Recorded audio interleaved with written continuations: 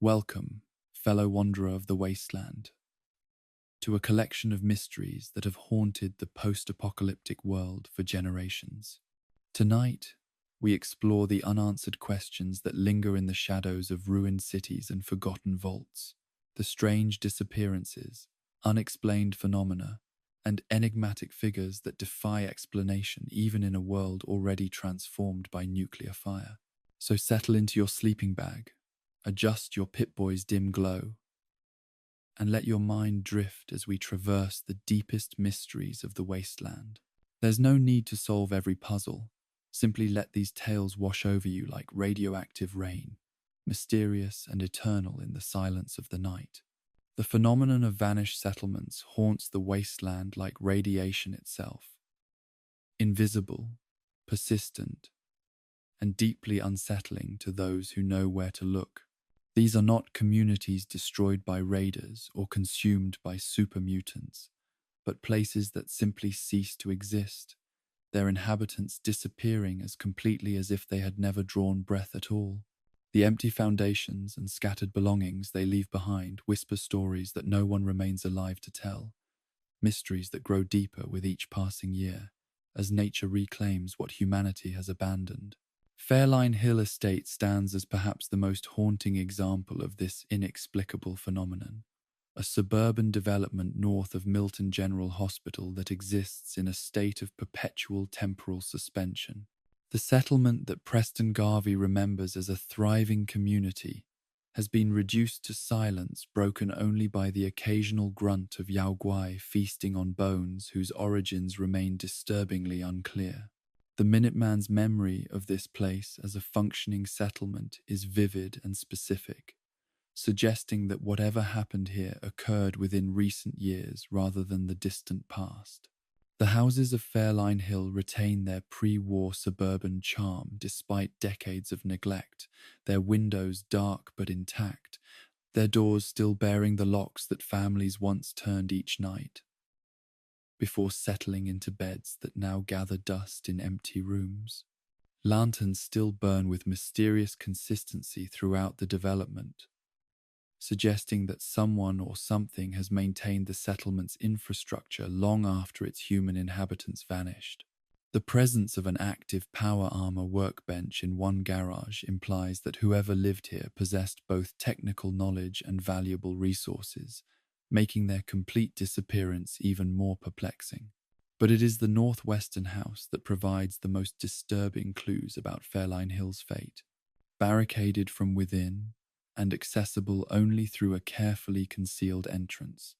this fortress-like dwelling tells a story of escalating paranoia and desperate preparation. The skeleton found clutching a pipe pistol on the upper floor suggests that at least one resident anticipated violence, though whether from external threats or internal transformation remains unclear. The chains that secure feral ghouls in the basement below paint a picture of domestic horror that challenges our understanding of both the settlement's disappearance and the nature of ghoulification itself. These basement ghouls, locked away from the world above, raise questions that extend far beyond simple tragedy. The care taken to secure them rather than destroy them suggests emotional bonds that survived even the most extreme transformation. A father's love for his changed family, perhaps, or a community's refusal to abandon those who had become something other than human. The theory that these creatures were once the friends and family of the man found upstairs gains credence when we consider that ghoulification typically results from radiation exposure, and whatever caused an entire settlement to vanish might well have involved radiological hazards severe enough to transform human beings into the shambling horrors found chained in that basement prison. The timeline of Fairline Hill's abandonment remains frustratingly vague. Preston's memory places the settlement's existence within recent years, but the degree of decay and the presence of established Yao Guai populations suggests that the abandonment occurred long enough ago for nature to begin its patient work of reclamation. This temporal uncertainty adds another layer to the mystery. If the settlement existed recently enough for Preston to remember it, what force could have been powerful enough to not only destroy it, but to erase most evidence of its destruction from the surrounding area? The absence of typical signs of violence or conflict makes Fairline Hill's fate even more puzzling. There are no scattered weapons indicating a siege, no burned structures suggesting raider attacks, no mass graves implying systematic slaughter. The settlement appears to have been abandoned gradually rather than destroyed suddenly, as if its inhabitants simply walked away from their lives one day and never returned. But the barricaded house and its grim contents suggest that at least some residents were aware of an approaching threat, even if that threat remains invisible to investigators decades later. Moving deeper into the wastelands catalogue of vanished communities, we encounter the equally perplexing case of Vault 19's missing dwellers. Located east of Bonnie Springs in the Mojave, this vault was designed as a social experiment that divided its population into two competing factions, identified by color: the Reds and the Blues. Each group was given its own section of the vault to develop independently, with separate leadership structures, resource management systems, and living spaces that fostered the isolation and competition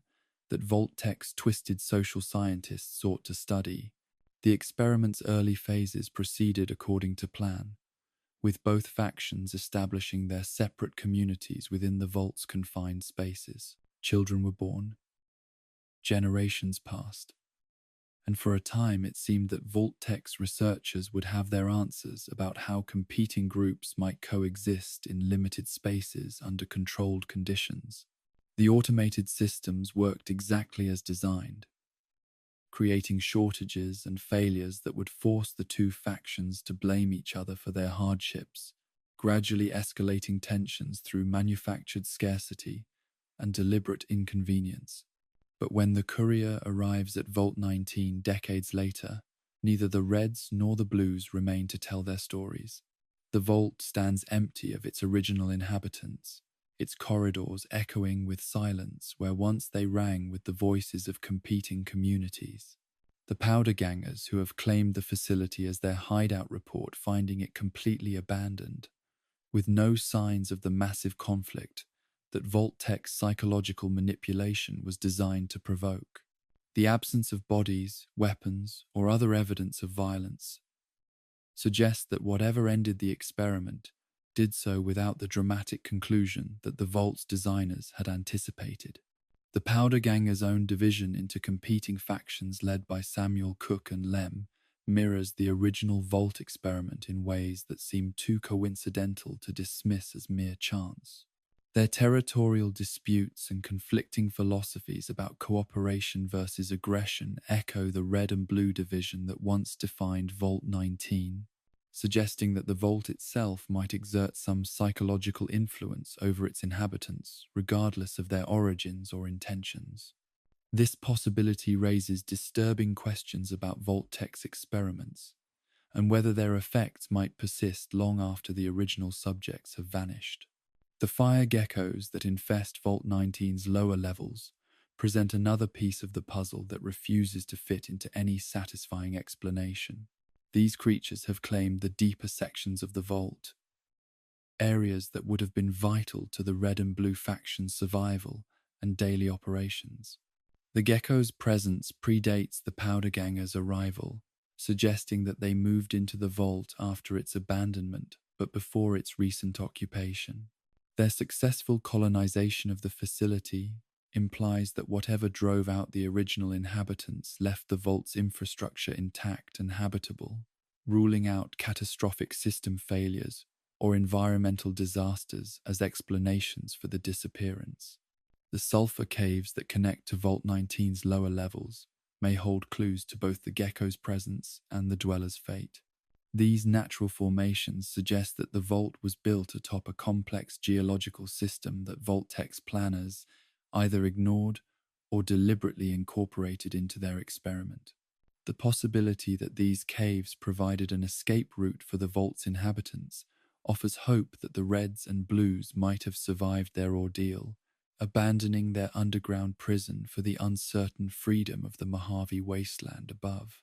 Yet this optimistic interpretation fails to explain why no trace of the vault dwellers has been found in the surrounding area. Hundreds of people emerging from decades of underground isolation would have left obvious signs of their passage through the desert, abandoned campsites, trading relationships with surface communities, or settlement attempts that could be traced through oral histories and physical evidence. The complete absence of such traces suggests that if the vault dwellers did escape through the sulfur caves, their freedom was short-lived, or their destination lay far beyond the Mojave's documented territories. The lost expedition of Paladin Brandis represents a different category of vanished community, military units that disappear during what should be routine operations, leaving behind only fragments of evidence that raise more questions than they answer. The Brotherhood of Steel's reconnaissance mission to the Commonwealth was planned as a standard intelligence-gathering operation, designed to assess threats and opportunities in preparation for the organization's eventual expansion into the region. The team's composition reflected their mission's importance. Experienced knights and paladins led by one of the Brotherhood's most capable field commanders. But the Commonwealth that Brandis and his team encountered proved far more dangerous than their intelligence had suggested. The super mutant populations were larger and more aggressive than anticipated. The radiation levels exceeded safe operational parameters, and the local human settlements were either hostile or too primitive to provide meaningful support. One by one, Brandis watched his team fall to enemies they had underestimated and hazards they had not prepared for, until he alone remained to witness the complete failure of their mission. The psychological impact of losing his entire command transformed Brandis from a proud Brotherhood paladin into a hermit consumed by guilt and self-recrimination. His survival came at the cost of his identity, forcing him to abandon the ideological certainties that had defined his life and embrace the solitary existence of a wasteland scavenger. The transformation serves as a metaphor for how the Commonwealth itself consumes and transforms those who venture into its irradiated wilderness, stripping away their civilized facades to reveal the primitive survivors beneath. The scattered holotags and equipment that mark the expedition's passage through the Commonwealth tell a story of gradual attrition rather than sudden catastrophe. Each fallen Brotherhood member represents not just a tactical failure, but a human tragedy. Trained soldiers, reduced to radioactive corpses in a hostile land that claimed them one by one. The fact that some team members' remains are never found adds an element of uncertainty to the narrative, suggesting that the Commonwealth's dangers may include threats that leave no traces for future investigators to discover. Salem's missing Witch Museum staff presents a pre-war mystery that bridges the gap between historical documentation and supernatural speculation. The museum's dedication to preserving and interpreting the Salem witch trials should have made it a repository of academic knowledge rather than a site of genuine occult activity. But the complete disappearance of the museum's personnel during what appear to have been routine exhibits suggests that their work may have uncovered realities that transcended historical scholarship. The exhibits themselves hint at the museum staff's growing awareness that their subject matter might be more than academic curiosity. Displays about supernatural phenomena, witchcraft practices, and occult rituals suggest that the museum had evolved beyond simple historical education to become a center for investigating genuinely paranormal activities. The presence of research materials that extend far beyond the Salem witch trials implies that the staff had identified connections between historical events and contemporary supernatural experiences. The timing of the staff's disappearance, occurring during active exhibits rather than routine closure, suggests that their vanishing was connected to their work rather than external circumstances. The museum's state of preservation indicates that whatever happened to the staff occurred suddenly, without time for the orderly shutdown that would characterize a planned abandonment. Personal belongings left behind in offices and workspaces paint a picture of people who expected to return to their duties, but never had the opportunity to do so. The crater of Atom in the glowing sea represents a different type of vanished community, not a settlement that disappeared, but a location where disappearances occur with disturbing regularity. The children of Atom who worship at this radioactive shrine report that pilgrims and investigators who venture too close to the crater's edge sometimes simply cease to exist, their bodies never found, despite extensive searches of the surrounding area. The cult's explanations for these disappearances center on divine intervention and atomic transcendence. But the consistent pattern suggests more mundane, if equally mysterious causes. The crater's intense radiation creates an environment where normal investigation techniques become impossible,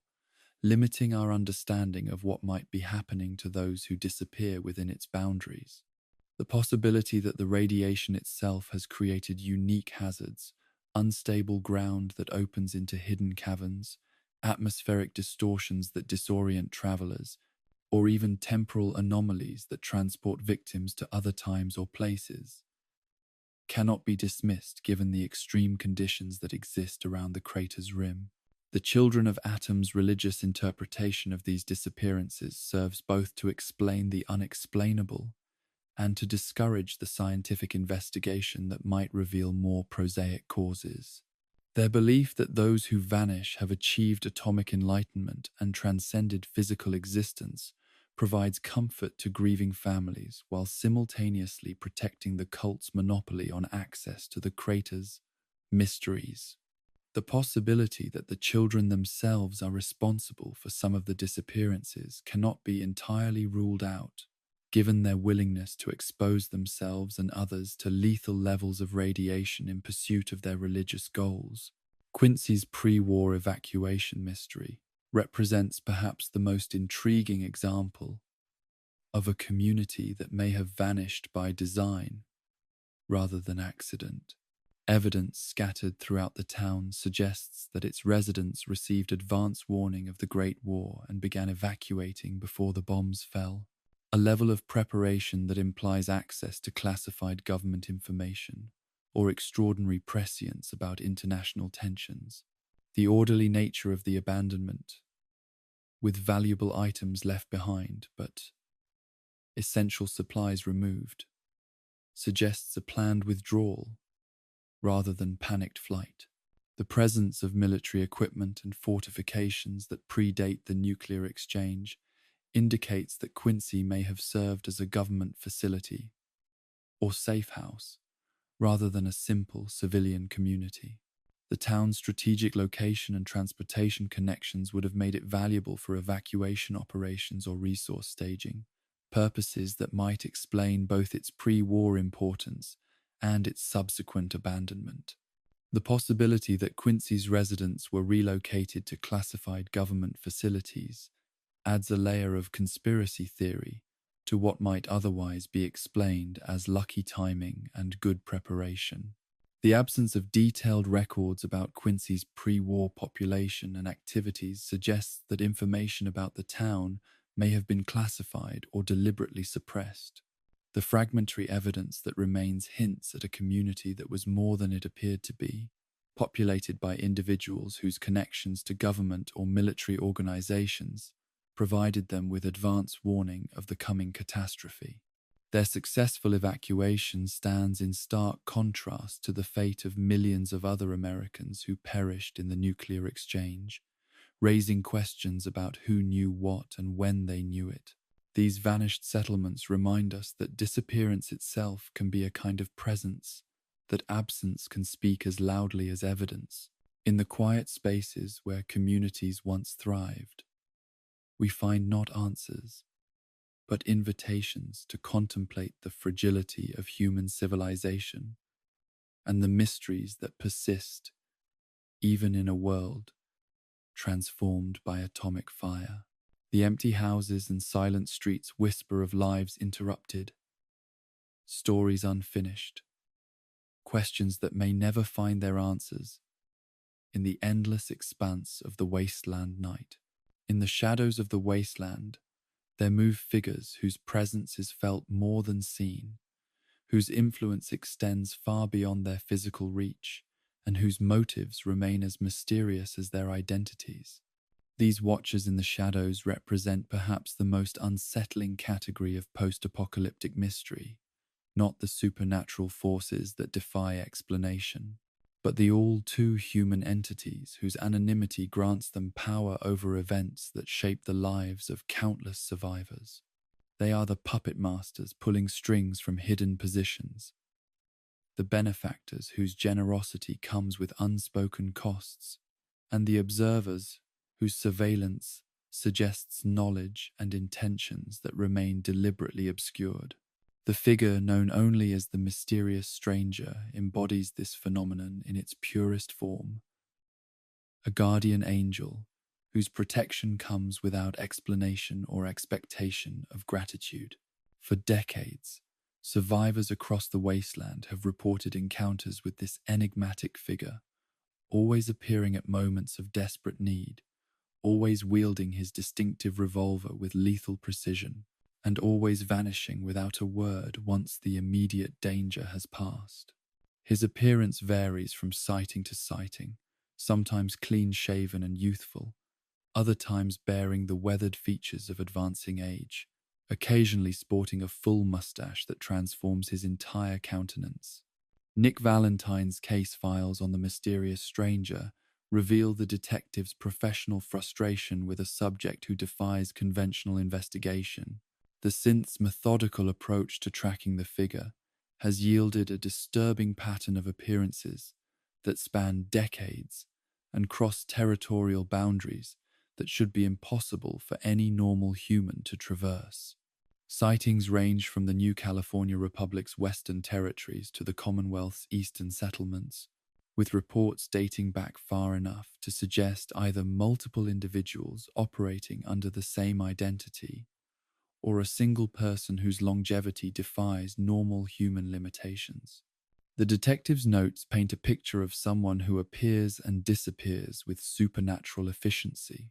suggesting either advanced technology or intimate knowledge of terrain and timing that borders on the precognitive. Valentine's professional skepticism wars with the mounting evidence that the stranger represents something beyond conventional explanation, not merely a skilled operative with excellent intelligence networks, but a phenomenon that transcends ordinary human capabilities. The fact that Valentine himself has witnessed the stranger's manifestations adds personal urgency to his investigation, while simultaneously undermining his confidence in rational explanations.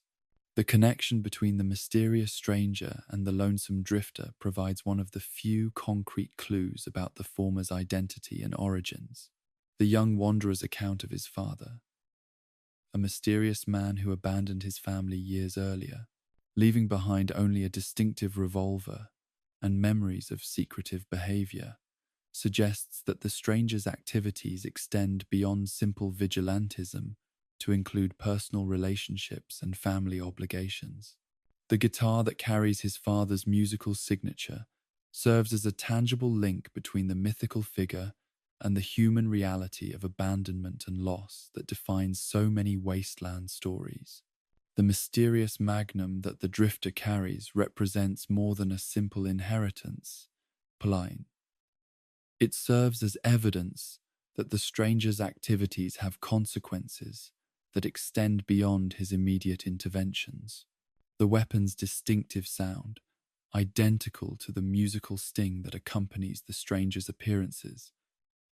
suggests a deliberate pattern of behavior rather than random acts of heroism. The fact that he entrusted this signature weapon to his son implies either supreme confidence in his ability to acquire replacements or a deeper significance to the gesture that remains hidden from casual observation. The temporal inconsistencies in the stranger's appearance across different games raise questions about the nature of identity itself in the post-war world. If the figure who appears in the capital wasteland is the same person who manifests in the Mojave and the Commonwealth, then his travels represent a level of mobility and resource access that few individuals possess in the fractured landscape of post-nuclear America. Alternatively, if multiple individuals have adopted the stranger's identity and methods, then his legacy represents something more significant than individual heroism, a tradition of anonymous protection that transcends personal mortality. Deacon of the Railroad embodies a different aspect of mysterious surveillance, the professional spy whose multiple identities and conflicting stories create a deliberately impenetrable facade around his true nature, motivations. Unlike the mysterious stranger, whose interventions are brief and purposeful, Deacon's surveillance activities extend over months and possibly years, suggesting a level of interest in the sole survivor that predates any official railroad involvement. His ability to appear in multiple locations disguised as different individuals demonstrates both exceptional skill and extensive resources. But his reasons for such elaborate deception remain frustratingly unclear. The agent's pathological lying extends beyond operational security to encompass every aspect of his personal history and identity. His claims about being a synth, his stories about pre-war origins, and his explanations for joining the railroad change with each conversation, creating a kaleidoscope of contradictory information that may contain fragments of truth embedded within layers of deliberate misdirection. The consistency of his mendacity suggests not mere secrecy, but a fundamental inability or unwillingness to engage in honest communication about his authentic self. The surveillance network that Deacon demonstrates through his various disguises implies resources and connections that extend far beyond what the railroad officially acknowledges. His appearances as a Diamond City security guard, a Bunker Hill caravan trader, and a memory den patron suggest either an extensive network of contacts willing to provide cover identities or a level of preparation and planning that borders on the obsessive. The fact that he conducts this surveillance without the knowledge or authorization of his supposed superiors raises questions about his true loyalties and whether his railroad affiliation represents genuine commitment or convenient camouflage. The observation post overlooking Vault 111 provides perhaps the most disturbing evidence of Deacon's long-term interest in the sole survivor. The structure's positioning and the presence of railroad identification markers suggest that someone was monitoring the vault site long before its occupant emerged into the post-war world. This level of advanced preparation implies either extraordinary prescience about future events or access to information that should have been impossible to obtain through normal intelligence-gathering methods. The railroad's official ignorance of Deacon's surveillance activities creates additional layers of mystery around the organization's true structure and objectives. If Deacon operates independently of official authorization, then his actions represent personal initiative rather than institutional policy, raising questions about what motivates such extensive individual effort. Alternatively, if his surveillance represents sanctioned railroad operations conducted without the knowledge of other agents, then the organization's compartmentalized structure may hide activities and objectives that even its own members do not fully understand.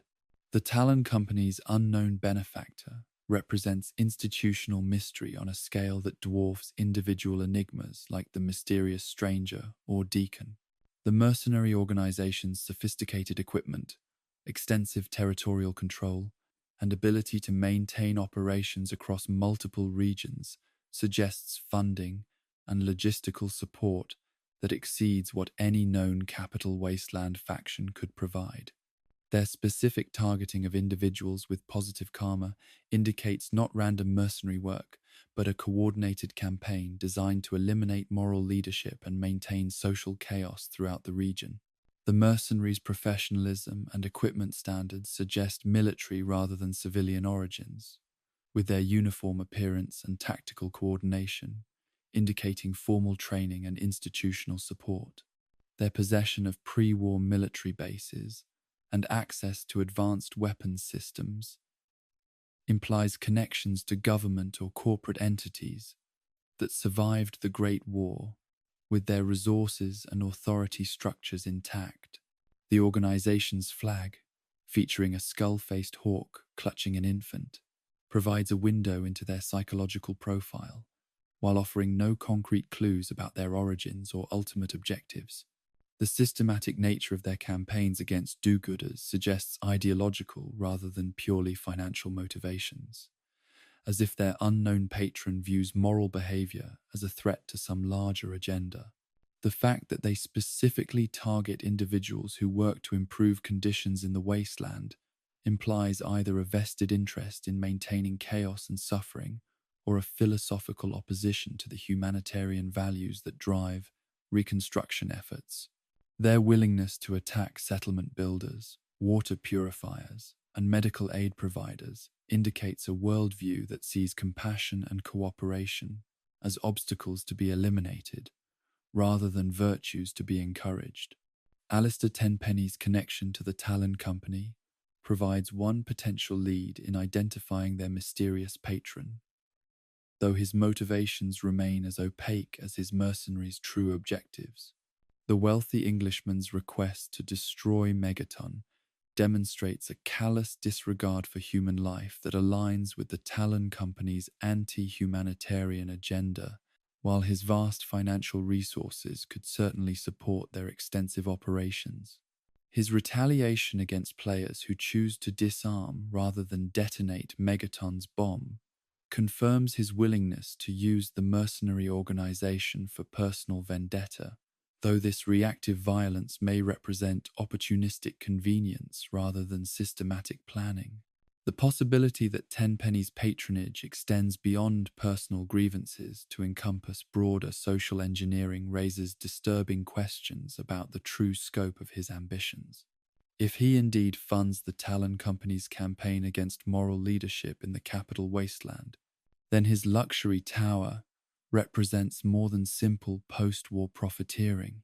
It serves as the headquarters for a deliberate effort to prevent social recovery and maintain the conditions that allow individuals like himself to prosper through exploitation of desperation and chaos. Daniel Littlehorn represents the retail end of organized malevolence, a seemingly modest businessman whose true occupation involves coordinating and financing acts of targeted cruelty across the wasteland. His office near the Bethesda ruins provides a facade of legitimate commercial activity while concealing operations that systematically identify and eliminate individuals whose moral behavior threatens the established order of chaos and exploitation. His biblical namesake suggests apocalyptic significance, while his mundane appearance and businesslike demeanor create cognitive dissonance that protects him from the scrutiny that more obviously threatening individuals might attract. The contract killer perk that brings players into contact with Littlehorn reveals the extent of his network and the systematic nature of his operations. His ability to identify specific targets based on their moral behavior suggests intelligence-gathering capabilities that rival government organizations, while his willingness to pay for their elimination indicates both substantial financial resources and ideological commitment to promoting suffering over healing. The ears that serve as proof of successful contracts represent a grotesque commodification of human life that reduces moral individuals to collectible trophies in a game whose rules and ultimate objectives remain hidden from its participants. Littlehorn's claims about having employees throughout the wasteland raise questions about the true extent of his organization and whether his modest office represents the full scope of his operations or merely one node in a larger network of coordinated malevolence. His refusal to explain his motivations or identify his superiors suggests either supreme confidence in his personal security or subordinate status within a hierarchy that extends beyond his individual ambitions. The possibility that he reports to the same mysterious figures who fund the Talon Company would create a unified conspiracy against moral reconstruction that spans multiple organizations and operational approaches. The anonymous correspondence between the individuals known only as E and S represents mystery at its most intimate scale, personal relationships conducted through dead drops and cryptic messages that span decades and cross territorial boundaries. Their communications, discovered in hollowed-out rocks from the capital wasteland to the Commonwealth, reveal a partnership or friendship that has survived the dangers and distances of post-war travel while maintaining operational security that suggests either professional training or hard-won experience with surveillance and pursuit. The progression of their relationship from the initial hunting gear exchange at Megaton to the Commonwealth reunion attempt reveals both continuity and change in their circumstances and objectives. The evolution from simple equipment sharing to expressions of concern about survival in new territorial dangers suggests deepening emotional bonds that transcend mere professional cooperation. The apology for missing a planned meeting and the promise of continued support indicate personal commitment that goes beyond transactional arrangements to encompass genuine care and mutual responsibility. The secretive nature of their communications raises questions about what forces they might be hiding from and why normal social interactions remain impossible for them. Their use of dead drops, rather than direct meetings, suggests either external surveillance that makes contact dangerous or internal circumstances that prevent conventional relationship maintenance. The gear they share, hunting equipment, survival supplies, and weapons indicates either shared professional requirements or mutual preparation for threats that require constant vigilance and advanced preparation. The geographic scope of their activities, spanning from the Washington ruins to the Boston Commonwealth, indicates either extraordinary mobility or a network of safe houses and contacts that enables long-distance communication and resource sharing. Their survival across such dangerous territories suggests exceptional skill, extensive preparation, or protective relationships with local powers that remain invisible to casual observers. The fact that they maintain contact across such distances and dangers indicates commitment to their relationship that transcends ordinary friendship to approach the devotion typically reserved for family bonds. The mannequin watchers represent perhaps the most unsettling category of mysterious surveillance, inanimate objects that appear in locations and positions that suggest conscious placement and ongoing maintenance. These plastic figures, found throughout the Commonwealth in arrangements that range from merely unusual to actively threatening, challenge our understanding of agency and intentionality in the post-war world. Their presence in locations where human activity seems unlikely or impossible suggests either elaborate pranks conducted by unknown individuals or supernatural animation that defies rational explanation. The variety and sophistication of mannequin arrangements discovered throughout Boston indicate planning and artistic vision that goes beyond random placement or simple practical jokes.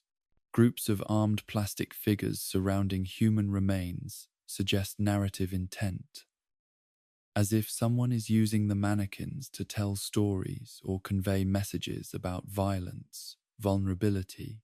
and the thin line between humanity and artificiality. The psychological impact of these tableaux extends beyond mere surprise to encompass deeper anxieties about identity, consciousness, and the nature of life itself. In a world where artificial beings can possess human memories and synthetic creatures can develop genuine emotions, the maritime discovery of floating mannequins near Far Harbor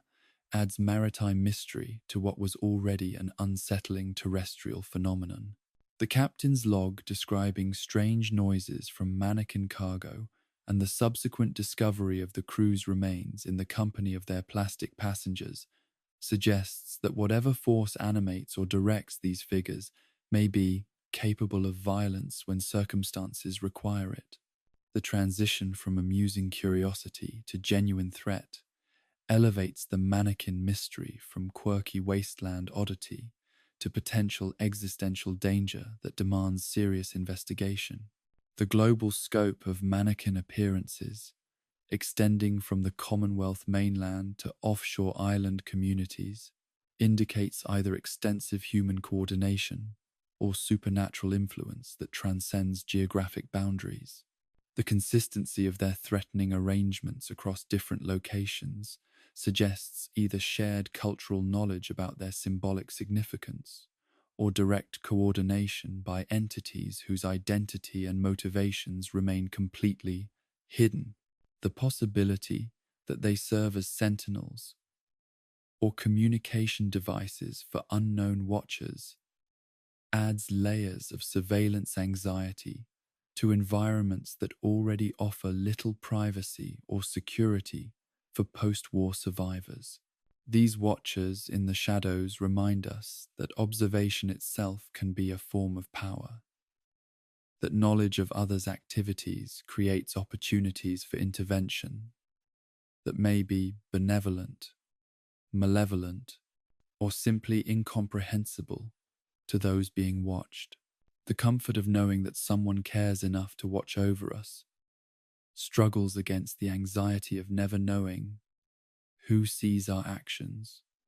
or what purposes our observed behavior might serve.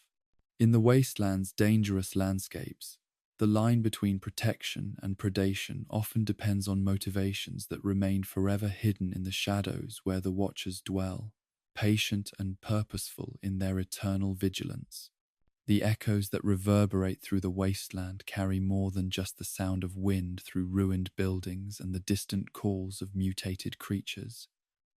They carry whispers of secrets that predate the Great War itself, mysteries that suggest the nuclear holocaust was not the beginning of the world's strangeness, but merely another chapter in a much longer and more complex story. These pre-war secrets, buried beneath layers of radioactive ash and institutional denial, reveal a world that was already transforming in ways both subtle and profound, long before the bombs began to fall on that fateful October morning in 2077. The phenomenon of pre-war ghoulification represents perhaps the most startling revelation about the true nature of the conflict that consumed civilization. While the general population understood ghouls to be tragic victims of nuclear radiation, created by the atomic fires that swept across the world during the Great War, evidence scattered throughout the wasteland tells a different and far more disturbing story. The transformation that turns human beings into radiation immune,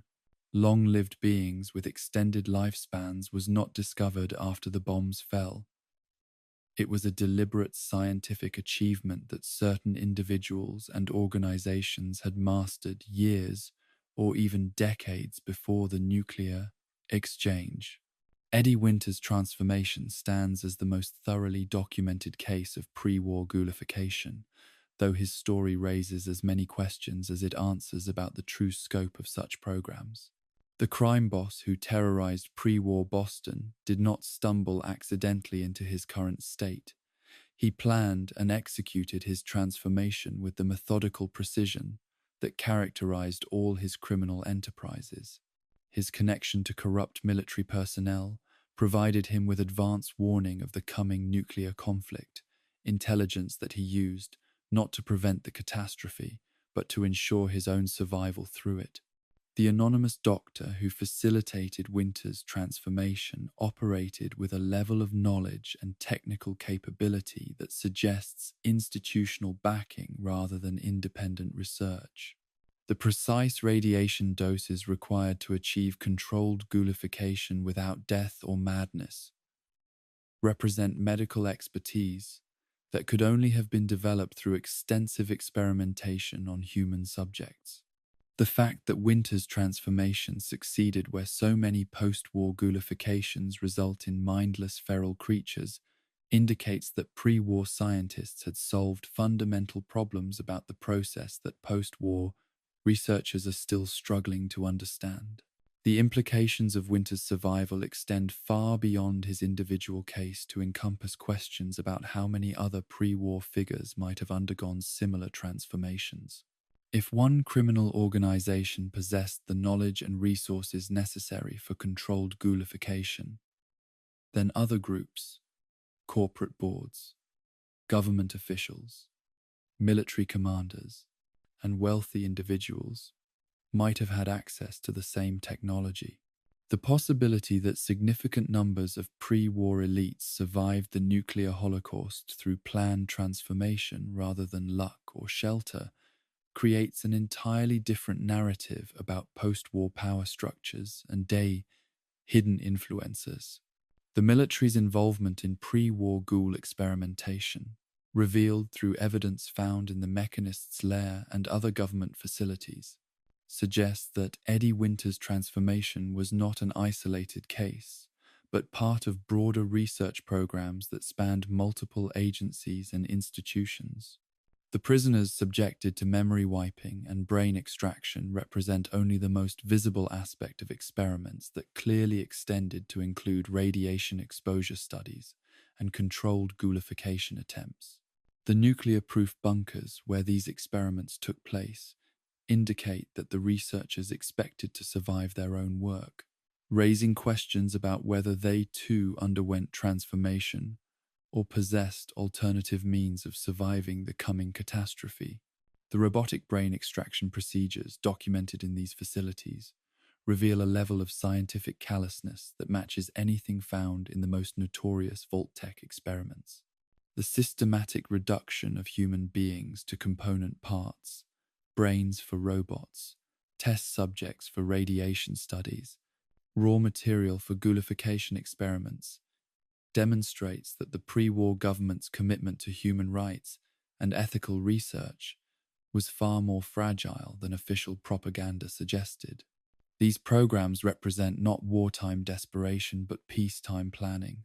deliberate preparation for a future that the researchers seemed to know was inevitable. The collaboration between government agencies and private corporations in conducting these experiments reveals institutional networks that survived the Great War through careful preparation and advanced planning. The partnership between Robco and military researchers in developing brain extraction technology suggests that Robert House and other corporate leaders were not merely war profiteers, but active participants in shaping the post-war world according to their own vision. Their willingness to experiment on prisoners and political dissidents indicates a level of moral flexibility that would serve them well in the wasteland environment they helped create. The Sea of Tranquility conflict depicted in the Museum of Freedom's mural represents another category of pre-war secret. Military operations that occurred in locations and under circumstances that official histories have pre-war largely ignored or suppressed. The armed confrontation on the lunar surface between American forces and unknown adversaries suggests that the Cold War between the United States and China extended far beyond terrestrial boundaries to encompass competition for extraterrestrial resources and strategic positions that most civilians never knew existed. The timeline of lunar conflict, occurring sometime between the Valiant 11 mission of 1969 and the final American lunar expedition of 2052, spans decades of secret military activity that parallels and possibly influences the terrestrial tensions that eventually erupted into global nuclear war. The sustained American presence on the moon required resources and technological capabilities that dwarf the Apollo program's achievements, suggesting either massive classified budgets or technological assistance from sources that remain unidentified in official records. The military nature of this presence indicates that peaceful scientific exploration was either secondary to strategic objectives or served as cover for more aggressive activities. The identity of America's lunar adversaries remains one of the conflict's most intriguing mysteries. While Chinese involvement seems most likely given the terrestrial conflict between the two powers, the pre-war timeline suggests that open hostilities between the nations had not yet begun when lunar fighting commenced. The possibility of conflict with other terrestrial powers, European nations, remaining independent states,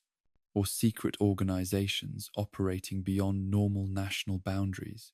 cannot be dismissed without more concrete evidence about the participants and their motivations. The extraterrestrial hypothesis, while seemingly far-fetched, gains credence when considered alongside other evidence of alien presence and interest in Earth throughout the pre-war period. The Zetans who appear in various Fallout games demonstrate technological capabilities that would certainly enable lunar operations, while their documented presence on Earth during historical periods suggests long-term interest in human affairs.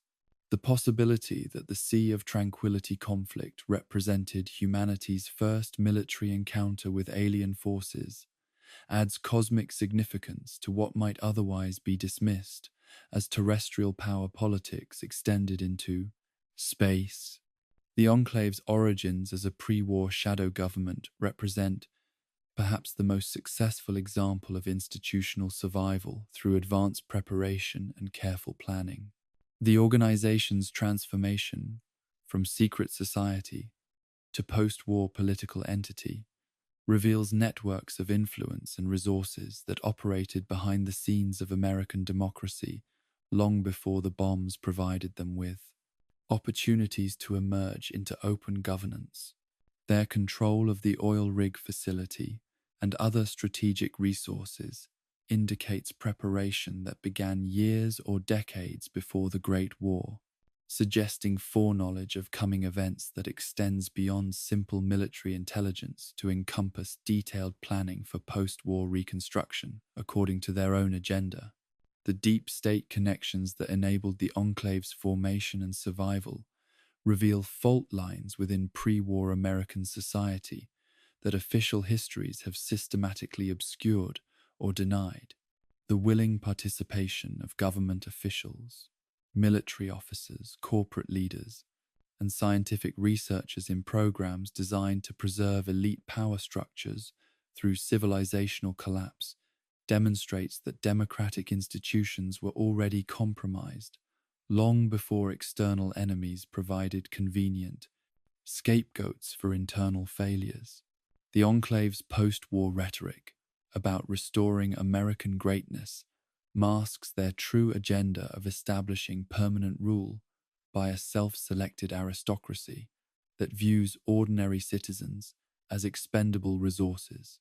The oil rig's construction and provisioning required resources and labor that could only have been diverted from official government programs through systematic corruption and misappropriation of public funds.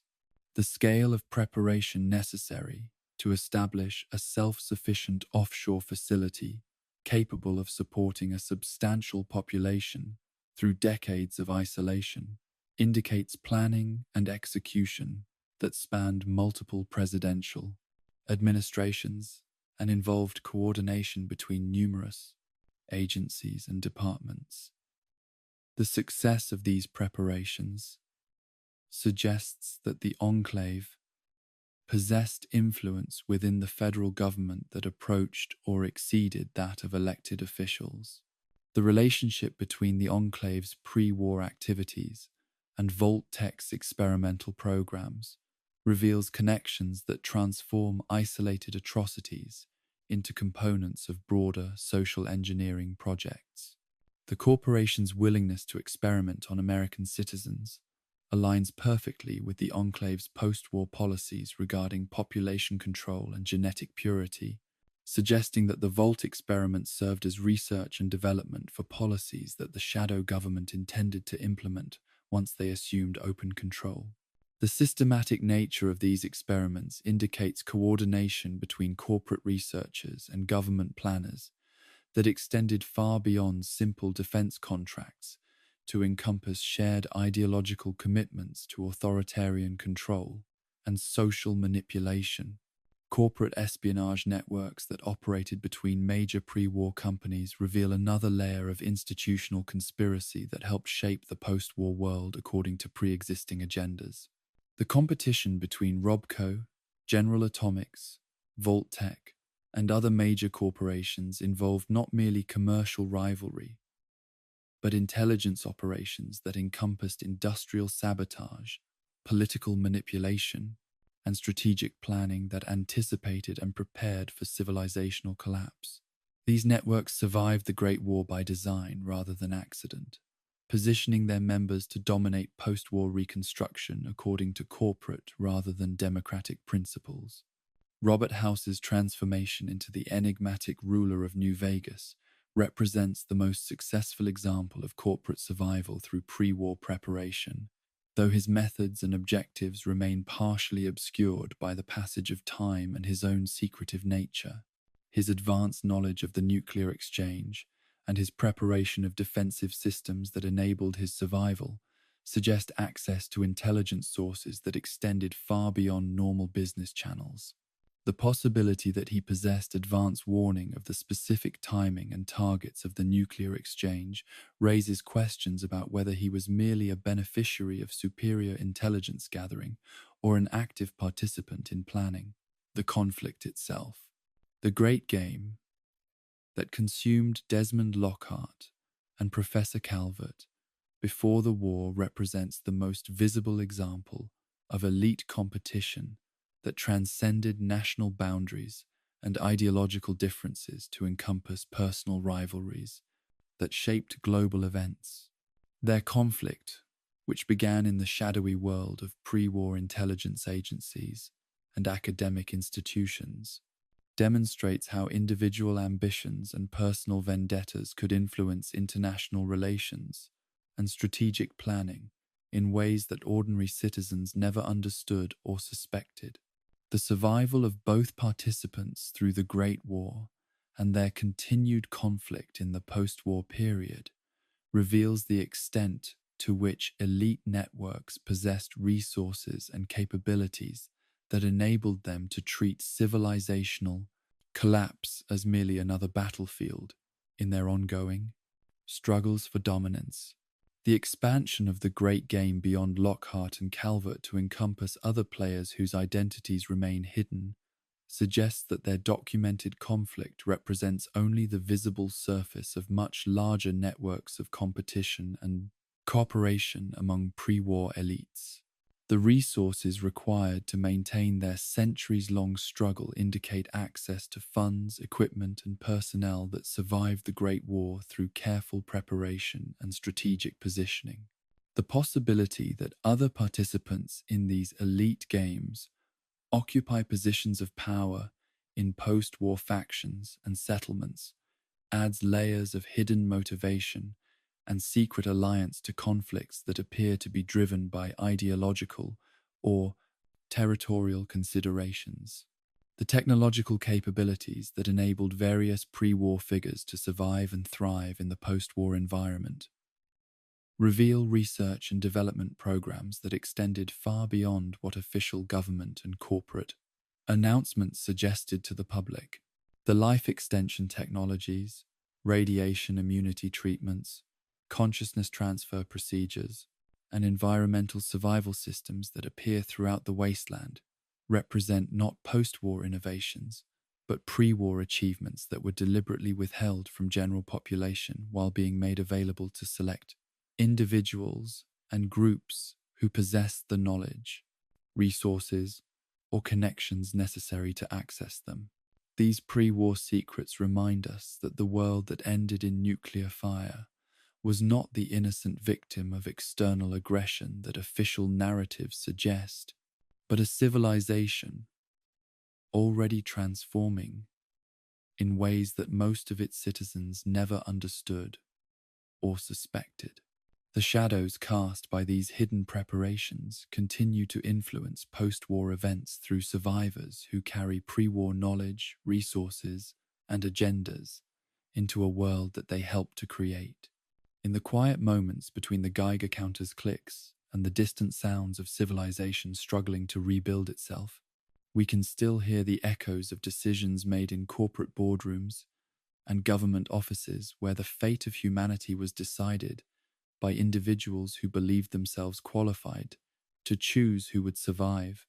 and who would perish in the fire they knew was coming. The wasteland exists in a state of perpetual tension between the rational and the inexplicable, where the laws of physics that once governed the pre-war world have been bent and twisted by forces that transcend simple nuclear transformation. In this realm where science and superstition blur into indistinguishable phenomena, supernatural forces manifest with a consistency that demands acknowledgement even from the most skeptical observers. These are not mere legends or folklore born from desperate minds seeking meaning in chaos, but documented encounters with entities and phenomena that operate according to principles that our post-war understanding of reality cannot adequately explain or contain. The Dunwich Horror Network represents the most pervasive and disturbing example of supernatural influence in the post-war world, a web of connected locations and phenomena that spans multiple territories and suggests the presence of something ancient and malevolent that predates human civilization itself. The name itself evokes the cosmic horror that H.P. Lovecraft explored in his literary works. But in the wasteland context, these references have taken on tangible reality that extends far beyond literary homage to encompass genuine encounters with forces that defy rational explanation and threaten the sanity of those who investigate them too deeply. The Dunwich Building in the capital wasteland serves as the epicenter of this network, a corporate headquarters that was already tainted with supernatural influence long before the bombs fell and transformed it into something even more sinister. The building's original purpose as the home of Dunwich Borers LLC suggests that the corporation was either unknowingly built atop a site of ancient power or deliberately established there to exploit forces that mainstream science refused to acknowledge. The company's specialization in deep drilling and mining equipment takes on ominous significance when viewed as tools for accessing subterranean realms that were never meant to be disturbed. The paranormal experiences that assault visitors to the Dunwich Building represent a systematic assault on perception and sanity that goes beyond simple haunting to encompass reality manipulation on a scale that suggests immense and alien intelligence. Objects moving without physical cause, hallucinations that carry information unknown to the observer, and environmental changes that persist beyond individual perception indicate forces that can manipulate both matter and consciousness, according to principles that human understanding cannot grasp. The progression of these phenomena, intensifying as explorers venture deeper into the building's lower levels,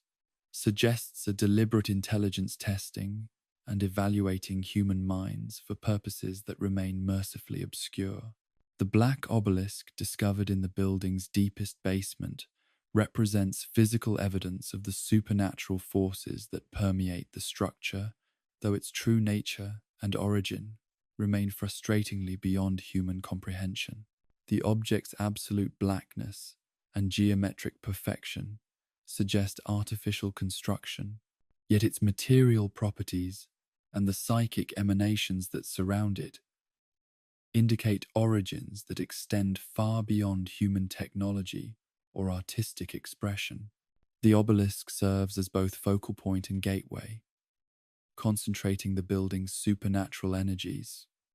while potentially providing access to dimensions or entities that exist outside normal space and time. Dunwich borers in the Commonwealth extends the network's influence across territorial boundaries that should have limited its reach, suggesting either natural geological connections between the sites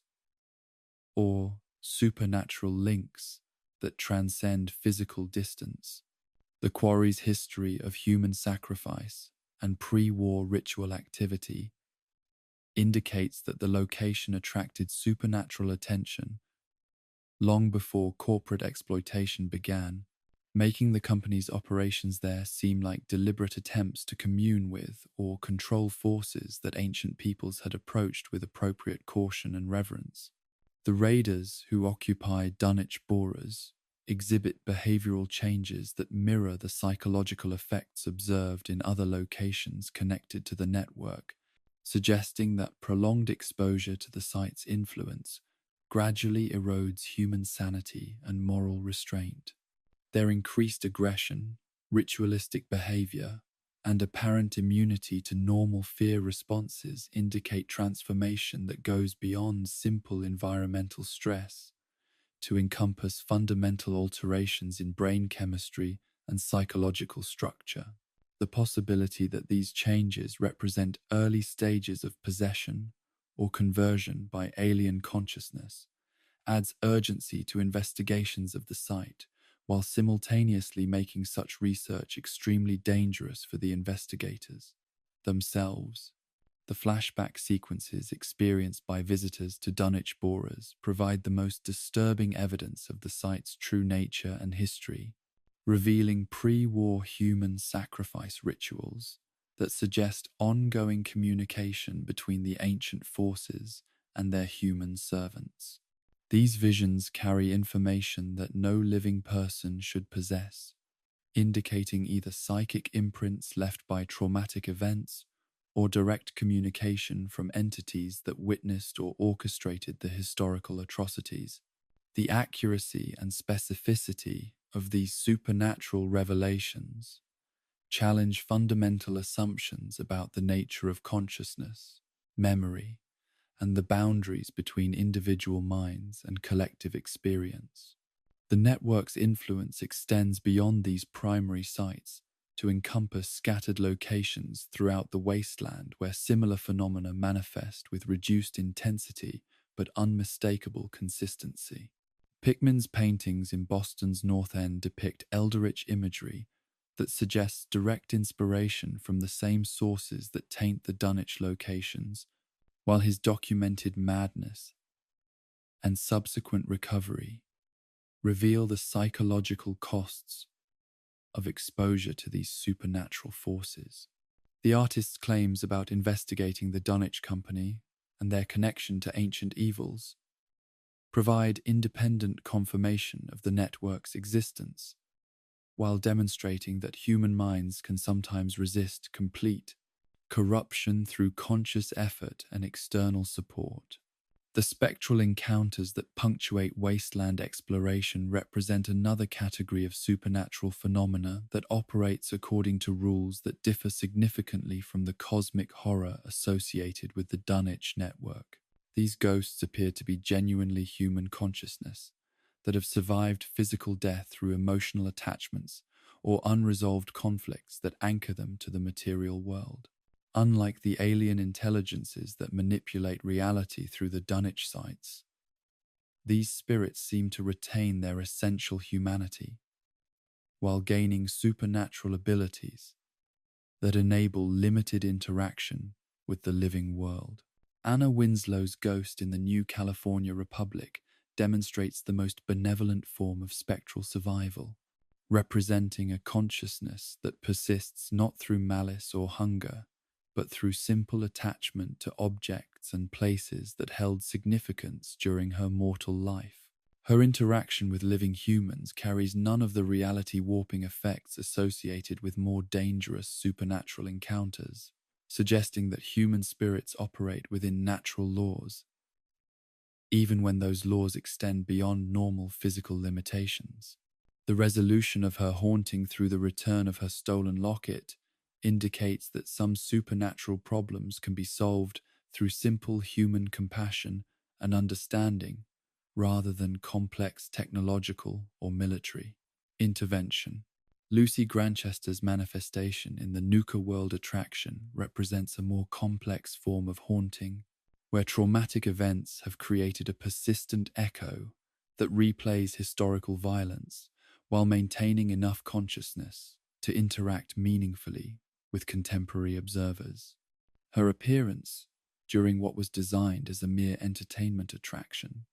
suggests that genuine supernatural phenomena can emerge from locations where tragedy occurred, regardless of subsequent attempts to commercialize or trivialize the events through artificial recreation. The distinction between authentic spiritual manifestation and robotic simulation becomes irrelevant when both serve to communicate the reality of past suffering and its continuing influence on present circumstances. The child's spirit demonstrates that age at death does not limit the psychological complexity or emotional depth of post-mortem consciousness, suggesting that whatever survives physical death includes the full personality rather than mere fragments or impressions. Her ability to navigate the attraction's physical layout and interact with contemporary technology indicates adaptation and learning capabilities that extend beyond simple repetition of past behaviors. The implications for understanding consciousness, identity, and survival after death challenge both religious and scientific assumptions about the nature of human existence and its potential continuation beyond biological limitations. The psychic abilities documented throughout the wasteland represent supernatural phenomena that operate through human consciousness rather than external forces, though the distinction between internal talent and external influence often becomes blurred in practice. These individuals demonstrate capabilities that transcend normal sensory limitations to encompass precognition, telepathy,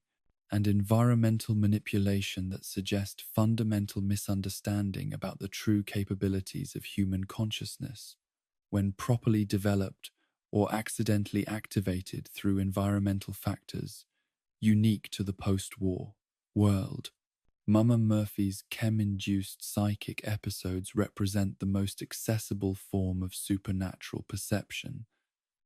though the mechanism behind her abilities remains as mysterious as their practical results are undeniable. Her requirement for chemical enhancement to access psychic states suggests that normal consciousness operates under restrictions that can be temporarily lifted through pharmaceutical intervention, though the long-term costs of such practices include physical deterioration and eventual death. The accuracy of her predictions and insights indicates genuine access to information that exists outside normal, temporal, and spatial boundaries, making her both valuable and dangerous to those who seek her guidance.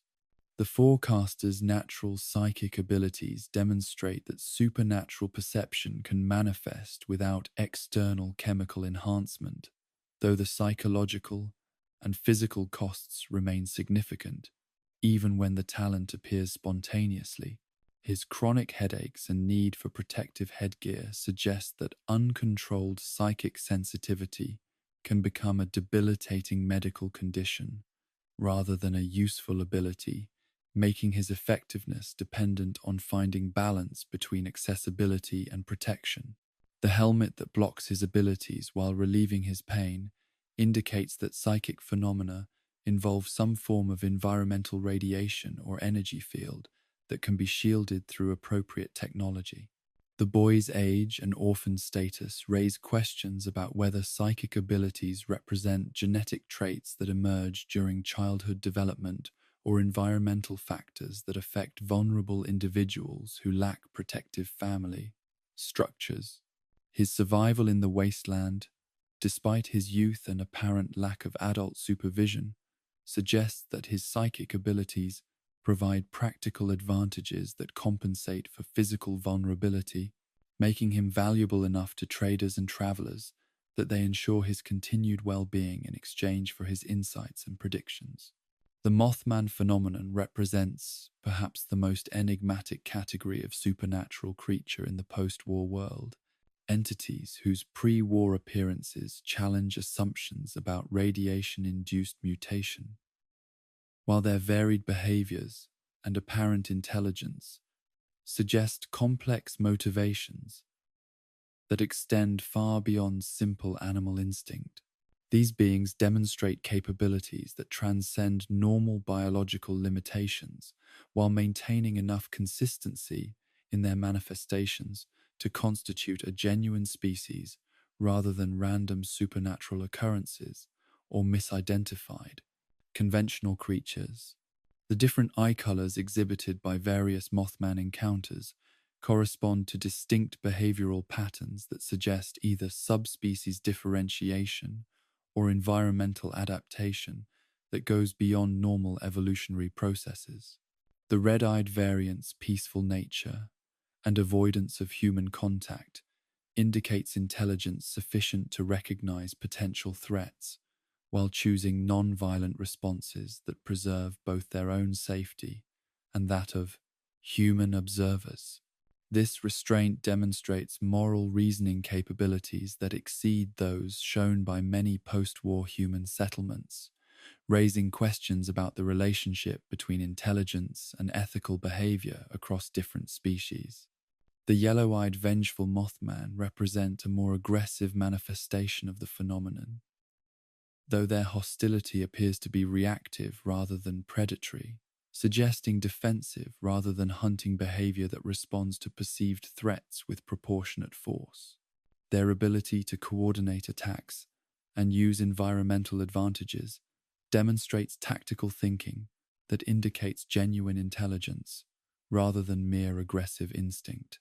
The possibility that their vengeful nature stems from negative experiences with human contact adds psychological complexity to their behavioral profile, while suggesting that individual Mothman may develop distinct personalities and emotional responses based on their personal histories. The purple-eyed wise Mothman represent the most benevolent manifestation of the species, actively seeking to assist human survivors through direct intervention and apparent communication attempts that bridge the gap between species through shared concern for mutual survival and well-being. Their willingness to expose themselves to potential danger in order to help humans suggests altruistic motivations that rival or exceed those found in human communities, making them valuable allies for settlements fortunate enough to encounter them. The holotapes documenting successful communication between humans and wise Mothman provide hope that interspecies cooperation may be possible, despite the barriers created by different evolutionary paths and communication methods. The teleportation abilities demonstrated by all Mothman variants represent supernatural capabilities that transcend known biological limitations while providing tactical advantages that enable their survival in the dangerous post-war environment. The black smoke clouds that accompany their instantaneous movement suggest dimensional manipulation or energy-matter conversion that operates according to principles that human science cannot currently explain or replicate. Their mastery of this ability indicates either evolutionary development that occurred over timescales far exceeding the post-war period, or technological enhancement from sources that remain unidentified and potentially non-human in origin. The Enclave Research Facility's captive Mothman, infected with the scorched plague, provides evidence that these creatures possess biological systems that can be affected by conventional diseases, suggesting that their supernatural abilities coexist with recognizably biological physiology rather than representing purely energy-based entities. Their apparent cooperation with scientific study, even under restraint, indicates intelligence sufficient to understand the research process and possibly to recognize potential benefits from medical treatment. The facility's security breach and the creature's subsequent hostility suggest that prolonged captivity and disease exposure may have corrupted its natural behavioral patterns, transforming a potentially cooperative individual into a dangerous threat. The pre-war sightings documented throughout Appalachia confirm that Mothman presence predates the Great War by significant periods, ruling out radiation-induced mutation as an explanation for their existence, while raising questions about their original ecological niche and their reasons for maintaining contact with human civilization across multiple historical periods. Their apparent role as harbingers or warning systems for impending disasters suggests either precognitive abilities or environmental sensitivity that enables them to detect threats before human technology can identify them. The consistency of these early warning appearances across different time periods and geographical locations indicates systematic behavior rather than coincidental presence, suggesting purpose and intelligence that extends beyond individual survival to encompass broader environmental stewardship. These supernatural forces remind us that the post-war world operates according to expanded rules that encompass phenomena which pre-war science dismissed as impossible or irrelevant, but which now demand acknowledgement and accommodation if human civilization is to successfully adapt to its transformed environment. The boundaries between natural and supernatural, between possible and impossible, have been redrawn by forces that extend far beyond nuclear transformation to encompass dimensions of reality that challenge our most fundamental assumptions about the nature of existence itself. In the quiet hours when the wasteland settles into temporary peace, when the radiation storms pass and the mutant creatures retreat to their hidden lairs, these supernatural forces continue their ancient work of reshaping reality according to principles that remain as mysterious as they are undeniably real. The technological landscape of the post-war world presents paradoxes that challenge our understanding of scientific progress and institutional memory, revealing artifacts and capabilities that should not exist according to conventional timelines, while simultaneously demonstrating the loss of knowledge that once enabled humanity to reach extraordinary heights of achievement. These impossible technologies and vanished innovations create a complex tapestry of advancement and regression that suggests the pre-war world possessed capabilities far beyond what official records indicate, while the mechanisms behind their most remarkable achievements have been lost to time, disaster, and deliberate suppression by those who inherited their remnants. The Institute's missing synth, designated as S943, represents more than a simple case of escaped artificial intelligence. It embodies questions about the true scope and purpose of synthetic human development that extend far beyond the publicly acknowledged goals of scientific advancement and social experimentation. The unit's disappearance near Boston Airport before the Brotherhood of Steel's arrival suggests either independent agency that enabled it to recognize and avoid potential threats or external assistance from unknown parties who possessed advanced knowledge of military movements and strategic planning capabilities that rival or exceed those of established factions. The designation system that places S943 so close to the childhood Shawn unit S923 suggests deliberate sequential development rather than random production numbering, indicating that the Institute's synthetic human program followed specific progression patterns that might reveal important information about their ultimate objectives. The 20-unit gap between these designations implies either rapid production of similar models or the existence of other specialized units whose purposes and current locations remain unknown to surface investigators. The possibility that multiple Shaun-type units exist in various stages of development or deployment raises disturbing questions about the Institute's long-term plans for population replacement and social manipulation. The hazardous conditions that prevented Institute personnel from investigating the unit's location near Boston Airport suggest either environmental dangers that their technology could not overcome, or security concerns that made retrieval operations too risky to attempt. The timing of the investigation's suspension, occurring before the Brotherhood's arrival but after the unit's disappearance, indicates that the hazards were not related to military occupation, but to other factors that the Institute considered too dangerous to confront directly. The possibility that S943 itself represents the hazard, having developed capabilities or behaviors that make it dangerous to approach, adds another layer of mystery to its current status and activities. The airport's transformation from civilian transportation hub to military stronghold creates additional complications for understanding what happened to the missing synth and why its presence there was significant enough to warrant special attention. The facility's strategic importance and advanced infrastructure would have made it attractive to various factions as a base of operations, but the timing of S943's appearance there predates known faction movements and suggests either prescient planning or access to intelligence that enabled it to anticipate future developments. The possibility that the unit was specifically programmed to secure or investigate the airport raises questions about the Institute's advanced knowledge of Brotherhood movements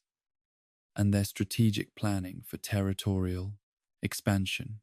The advanced teleportation technology that enables Institute personnel to move instantly across vast distances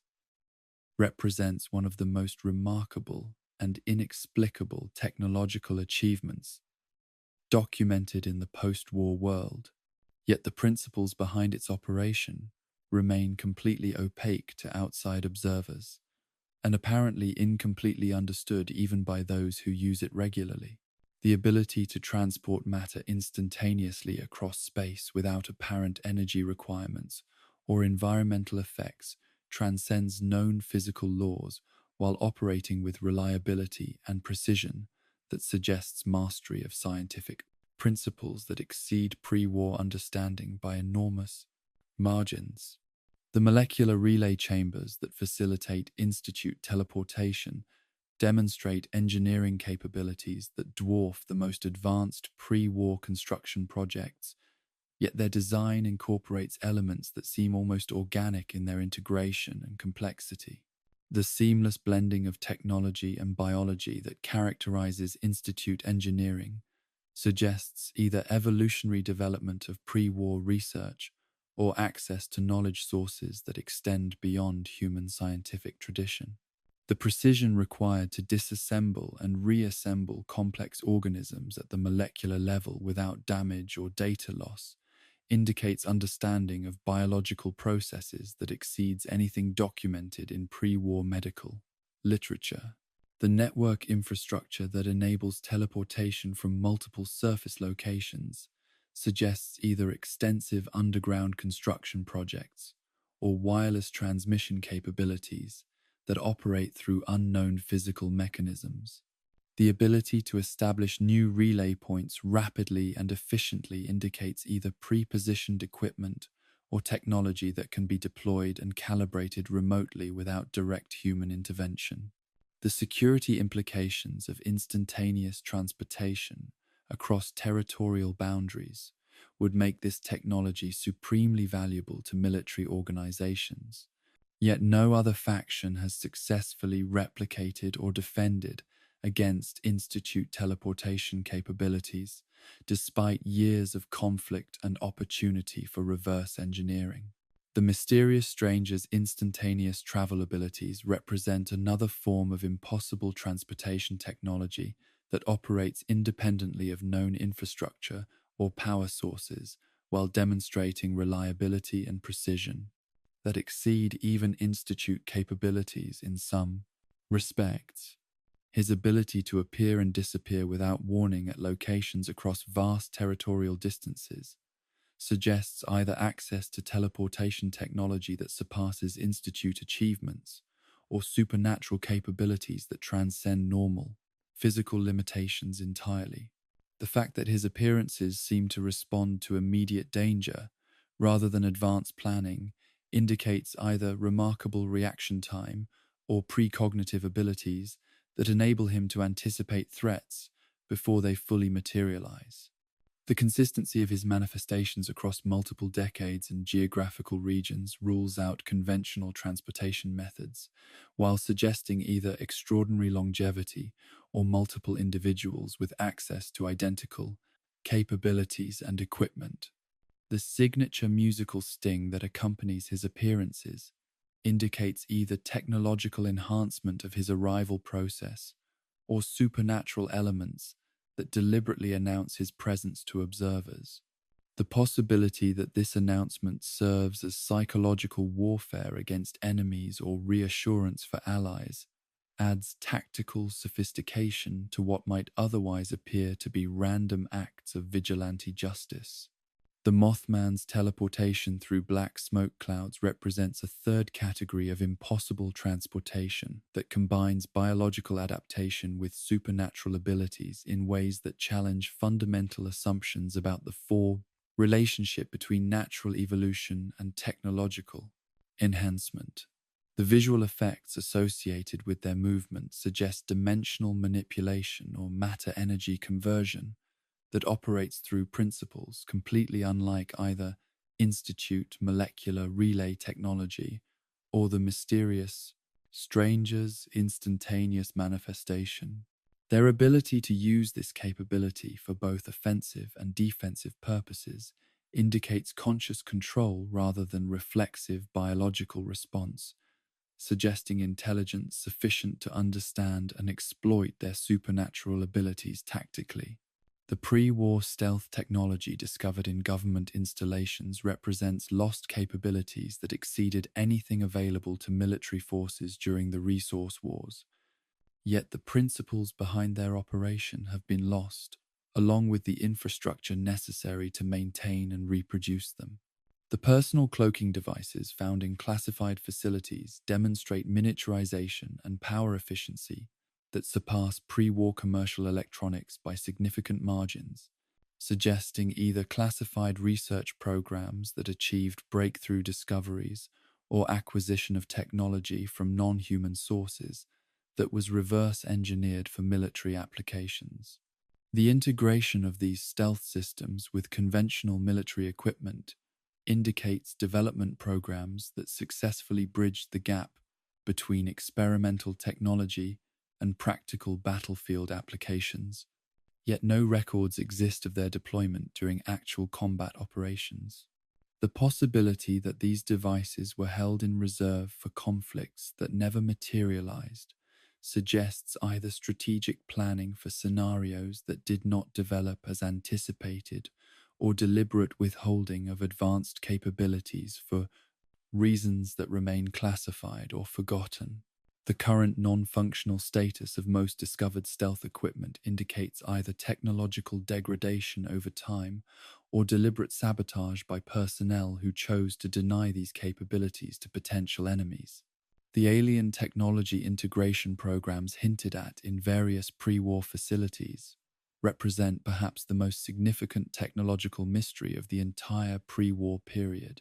suggesting systematic cooperation between human governments and extraterrestrial entities whose motivations and objectives remain completely unknown. The artifacts and equipment fragments found in classified research installations indicate not casual contact or accidental discovery, but ongoing collaboration that resulted in hybrid technologies combining human engineering principles with alien scientific understanding that exceeded terrestrial capabilities by vast margins. The Enclave's documented study of Zetan specimens and technology reveals organizational continuity between pre-war research programs and post-war military applications, suggesting that institutional knowledge of alien contact survived the Great War through careful preservation and continuing cooperation. The advanced weapons and equipment available to Enclave forces demonstrate practical applications of alien technology that exceed anything available to other post-war factions, indicating either successful reverse engineering programs or ongoing supply relationships with extraterrestrial sources that remain active despite the collapse of surface civilization. The temporal inconsistencies suggested by alien abduction accounts spanning multiple centuries indicate either extended surveillance operations or time manipulation capabilities that enable retroactive intervention in historical events. The preservation of abductees from different time periods aboard alien vessels suggests either suspended animation technology or temporal stasis capabilities that transcend normal physical limitations while maintaining biological viability across impossibly extended periods. The implications for understanding causality and historical continuity challenge fundamental assumptions about the nature of time itself and humanity's place within larger cosmic processes. Nuka Quantum's unique properties represent another category of impossible technology disguised as consumer product development, with effects that transcend normal biochemistry to encompass capabilities that suggest either exotic matter integration or quantum mechanical enhancement of ordinary materials. The beverage's distinctive blue glow indicates radioactive content, yet its consumption provides health benefits rather than radiation poisoning, suggesting either protective additives that neutralize harmful effects or isotopes that enhance rather than damage biological processes through mechanisms that remain scientifically inexplicable. The manufacturing process that enabled mass production of Nuka Quantum required infrastructure and materials that should have been impossible to obtain or synthesize using pre-war technology. Yet factory records indicate continuous production runs that met commercial demand without apparent supply chain difficulties. The possibility that the beverage incorporates alien technology or exotic matter obtained through classified research programs would explain both its unusual properties and the corporate secrecy that surrounded its development,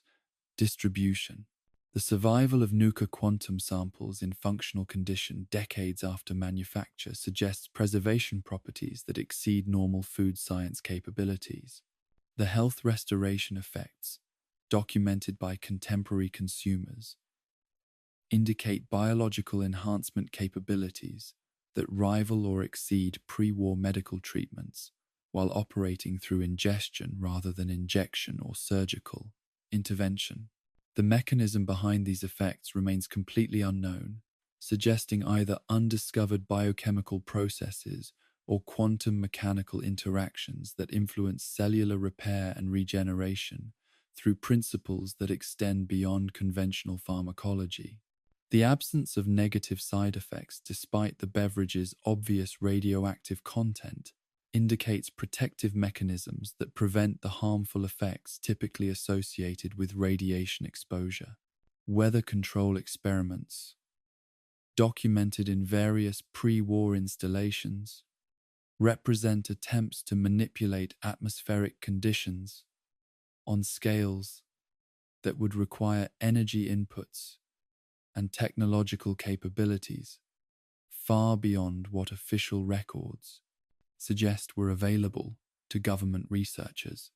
The atmospheric manipulation equipment found in military facilities indicates successful development of systems capable of influencing local weather patterns,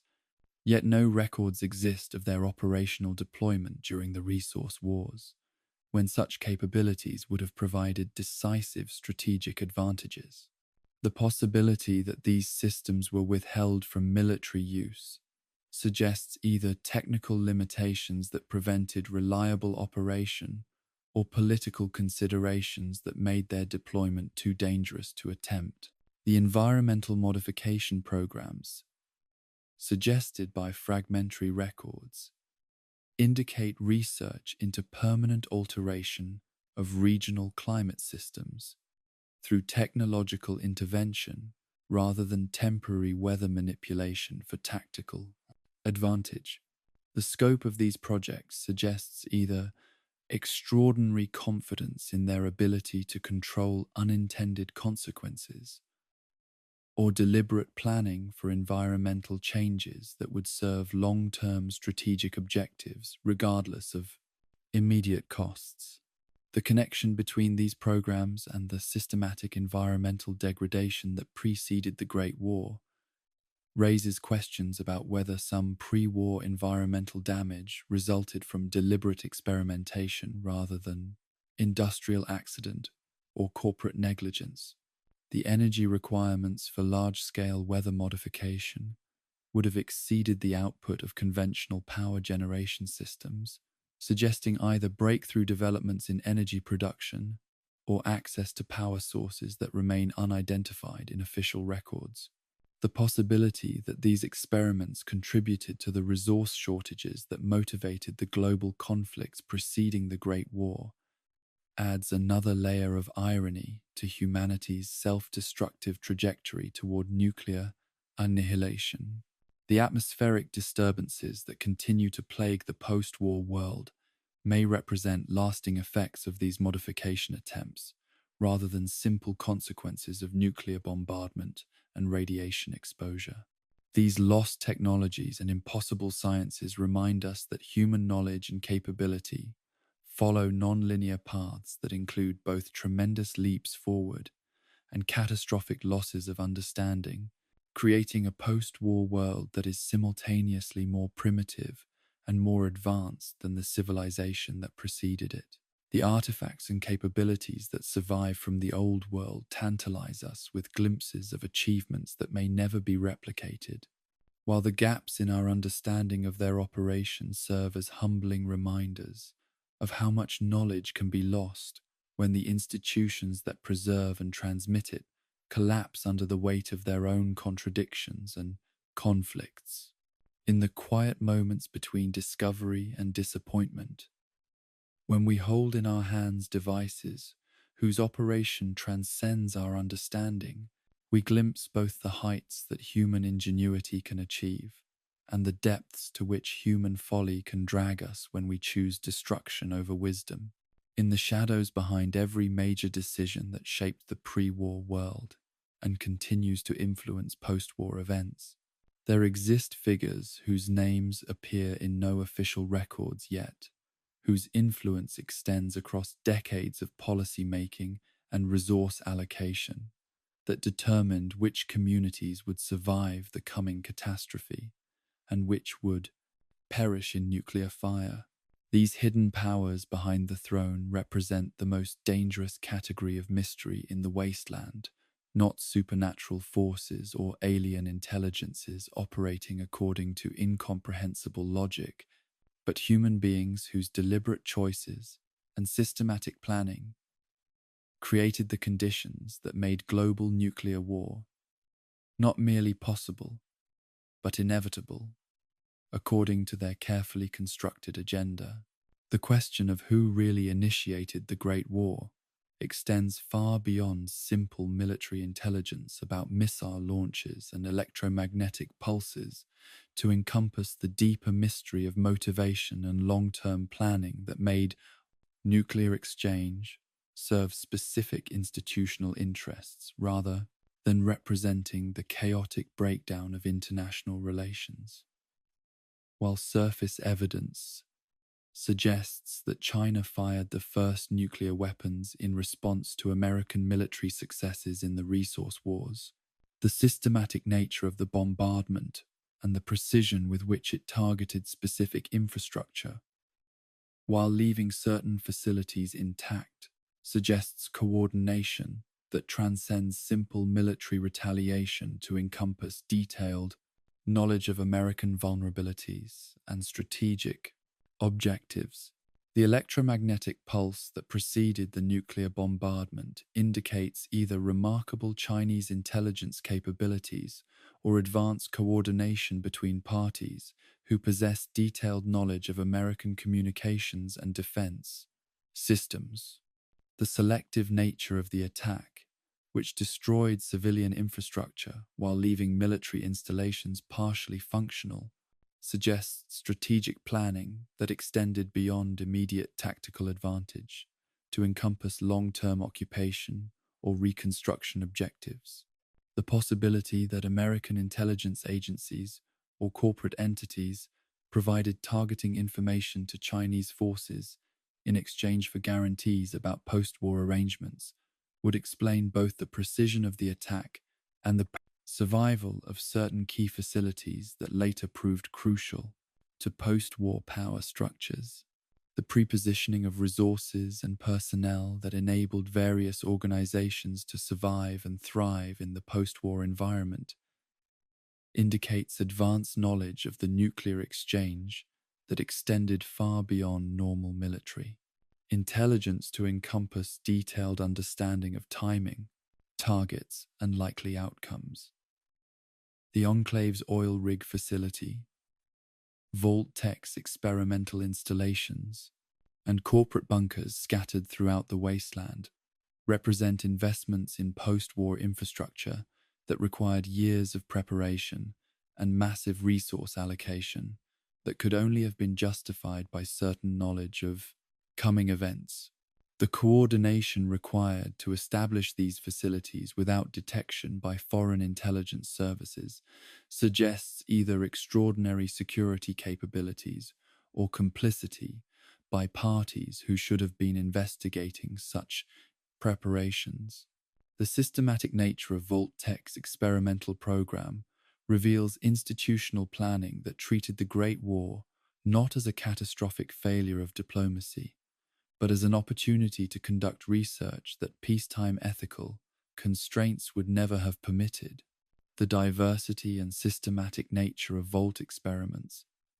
indicate scientific planning that anticipated specific post-war conditions and sought to develop technologies and social control methods that would prove useful during reconstruction efforts. The corporation's willingness to sacrifice thousands of American citizens for research purposes demonstrates moral flexibility that aligns perfectly with the pragmatic approach to population control that characterizes post-war authoritarian regimes. The Enclave's transformation from shadow organization to post-war government represents the most successful example of institutional continuity across the civilizational collapse, suggesting not opportunistic adaptation to changed circumstances, but deliberate planning that anticipated and prepared for the specific conditions that emerged after nuclear bombardment. Their possession of advanced technology, secure facilities, and organizational structures that functioned effectively in the post-war environment indicates preparation that began years or decades before the Great War and encompassed detailed planning for governance structures that would emerge after traditional democratic institutions had been destroyed or discredited. The oil rig's construction and provisioning required resources that could only have been diverted from official government programs through systematic corruption at the highest levels of federal administration.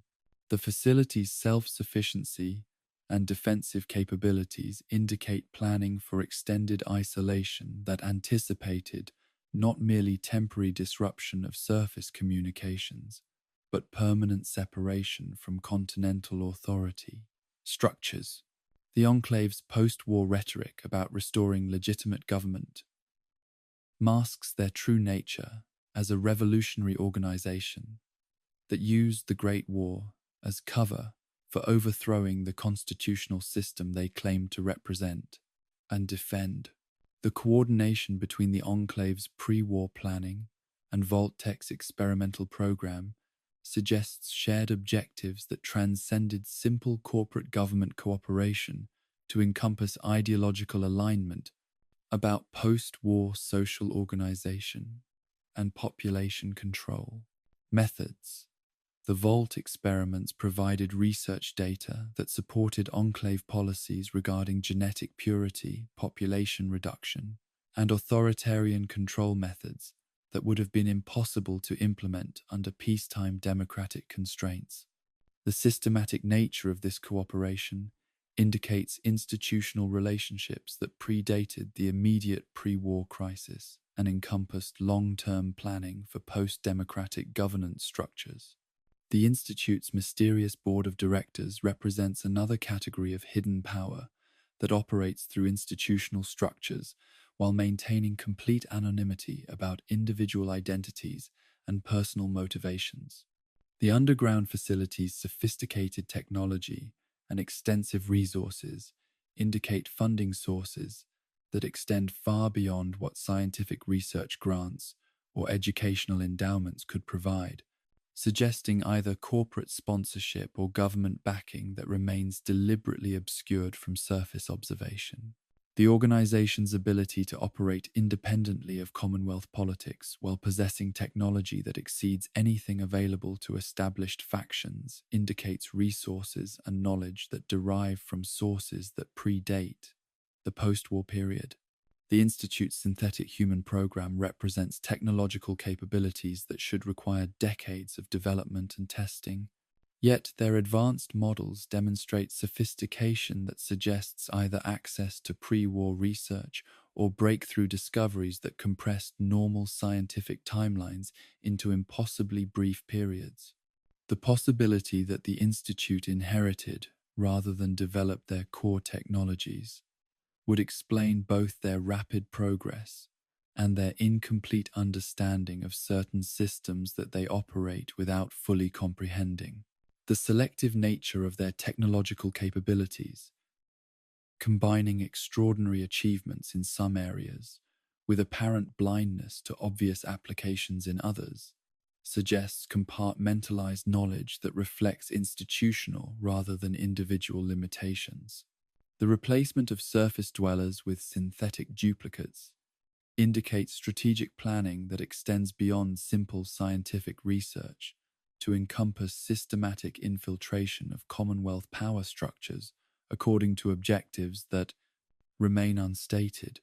but clearly involve long-term social control. The selection criteria for replacement targets suggests intelligence-gathering capabilities that enable detailed assessment of individual influence and strategic importance within surface communities. The Institute's ability to maintain these infiltration operations without detection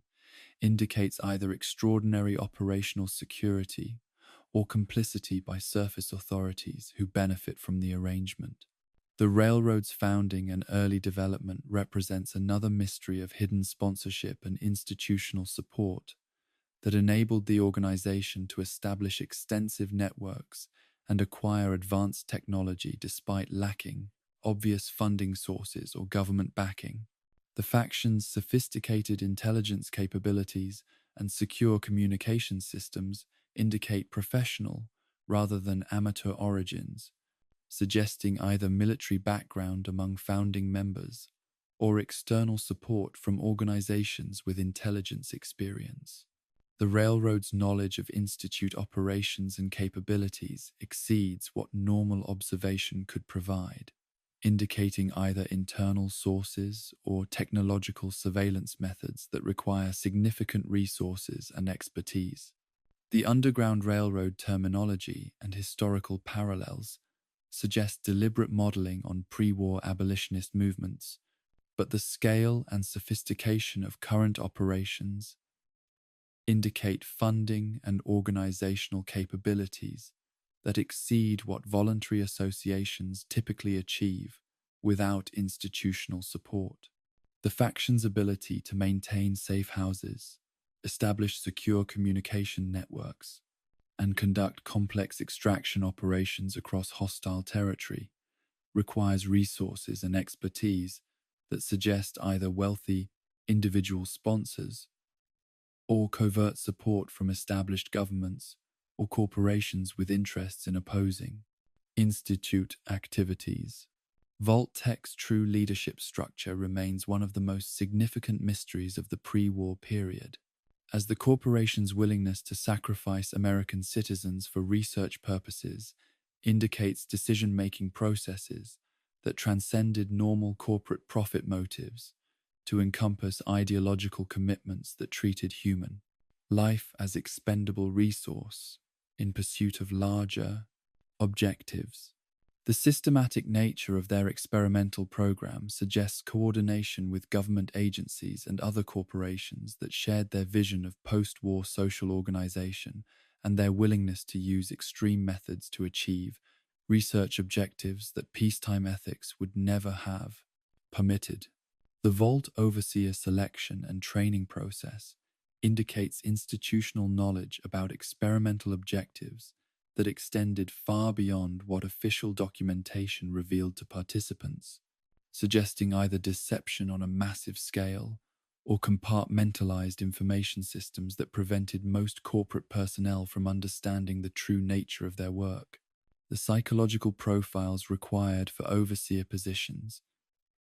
indicate awareness that Vault experiments would involve systematic abuse of residents. Yet, the corporation successfully recruited individuals willing to implement such programs while maintaining operational security that prevented exposure of their activities to government oversight or public scrutiny. The coordination between Vault tech experiments and other pre-war research programs suggests institutional relationships that encompassed shared objectives regarding population control,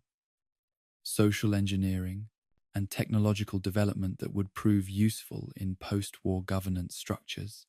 The overlap between Vault experimental objectives and the policies later implemented by post-war authoritarian regimes indicates either remarkable prescience about future conditions or deliberate planning that treated the Great War as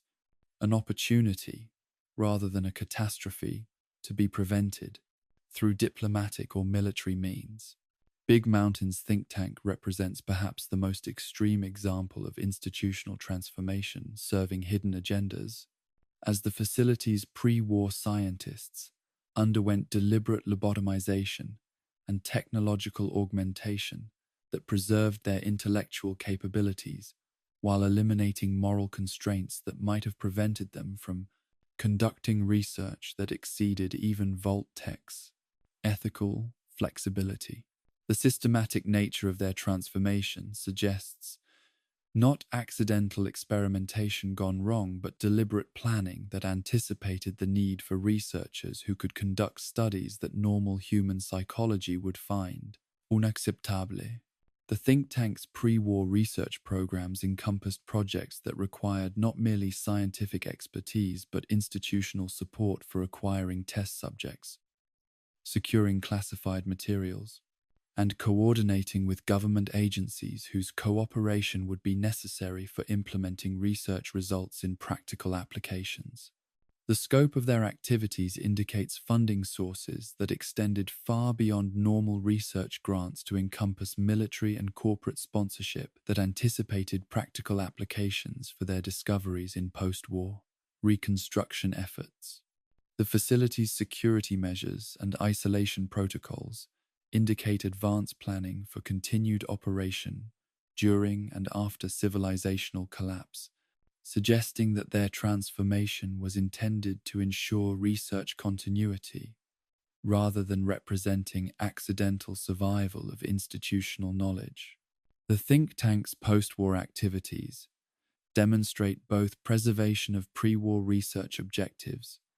and adaptation to post-war conditions that enabled them to continue their work despite the absence of normal institutional support structures. Robert House's mysterious survival and rapid adaptation to post-war conditions represents individual planning that transcended normal business preparation to encompass detailed knowledge of coming events and sophisticated technological capabilities that enabled him to preserve both his life and his corporate empire through the civilizational transition. His advanced preparation of defensive systems and resource stockpiles indicates not merely prudent business planning, but specific knowledge about the timing and nature of the nuclear bombardment that would threaten his operations and personal survival. The New Vegas Strip's rapid establishment as an independent power center suggests either remarkable individual capability or institutional support that remained hidden from surface observation. House's ability to negotiate with multiple factions while maintaining independence indicates resources and leverage that derive from sources beyond his visible casino operations and technological capabilities. The possibility that his pre-war corporate networks included relationships with other surviving entities who shared his objectives would explain both his rapid success and his confidence in long-term planning that anticipated decades of post-war development. The coordination between House's preparations and the survival of other corporate entities suggests either remarkable coincidence or systematic planning among pre-war business leaders who anticipated the Great War and coordinated their survival strategies to ensure continuation of capitalist economic structures despite the collapse of democratic political institutions. The selective preservation of certain technologies and industrial capabilities while others were completely lost indicates deliberate choices about which aspects of pre-war civilization would survive the transition and which would be abandoned as obsolete or inconvenient for post-war power structures. These hidden powers behind the throne remind us that the most dangerous mysteries are often not supernatural forces or alien intelligences, but human beings whose deliberate choices and systematic planning shape events according to objectives that remain concealed from those who suffer the consequences of their decisions. The institutional continuity that enabled certain organizations to thrive while entire nations perished in nuclear fire reflects not luck or superior preparation, but advanced knowledge and coordinated planning that treated the Great War as an opportunity rather than a catastrophe to be prevented. In the quiet corridors where power truly resides, behind doors marked with corporate logos and government seals, the real architects of the post-war world continue their work according to plans that began long before the bombs fell and will continue long after the last radiation counter falls silent in the wasteland night. The creatures that roam the wasteland challenge our understanding of biological possibility and evolutionary timeline, representing mutations and adaptations that transcend the normal processes of genetic change to encompass transformations that suggest either directed evolution or influences that extend far beyond simple radiation exposure. These beings that shouldn't exist according to conventional scientific principles remind us that the post-war world operates according to expanded natural laws that encompass phenomena which pre-war biology dismissed as impossible, creating ecosystems where nightmare and reality blur into indistinguishable forms of life that defy classification and comprehension. The mysteries that lurk beneath the irradiated waters of the post-war world represent perhaps the most terrifying category of impossible creatures, as the oceans and lakes that once sustained human civilization have been transformed into breeding grounds for horrors that dwarf their terrestrial counterparts in both size and malevolence.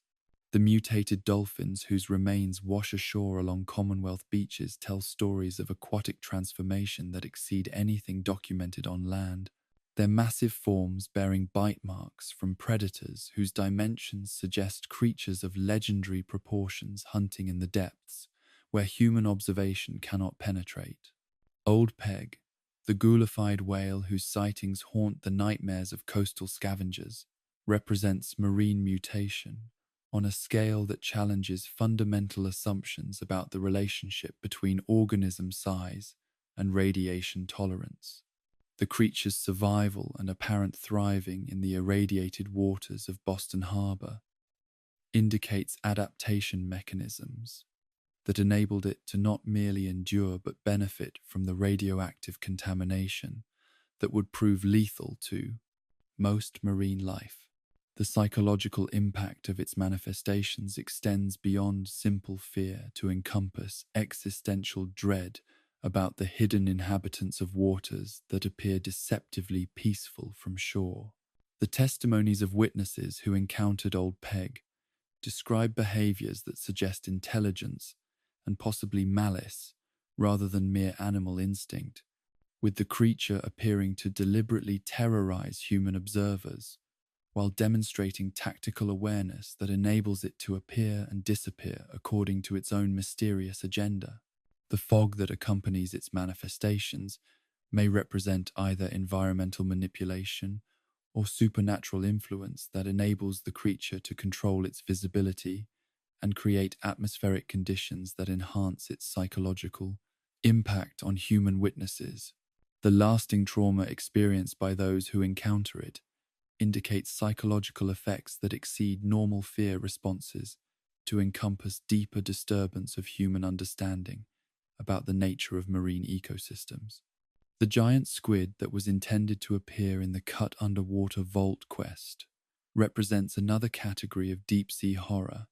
whose existence is suggested by fragmentary evidence and technological artifacts that survived the Bose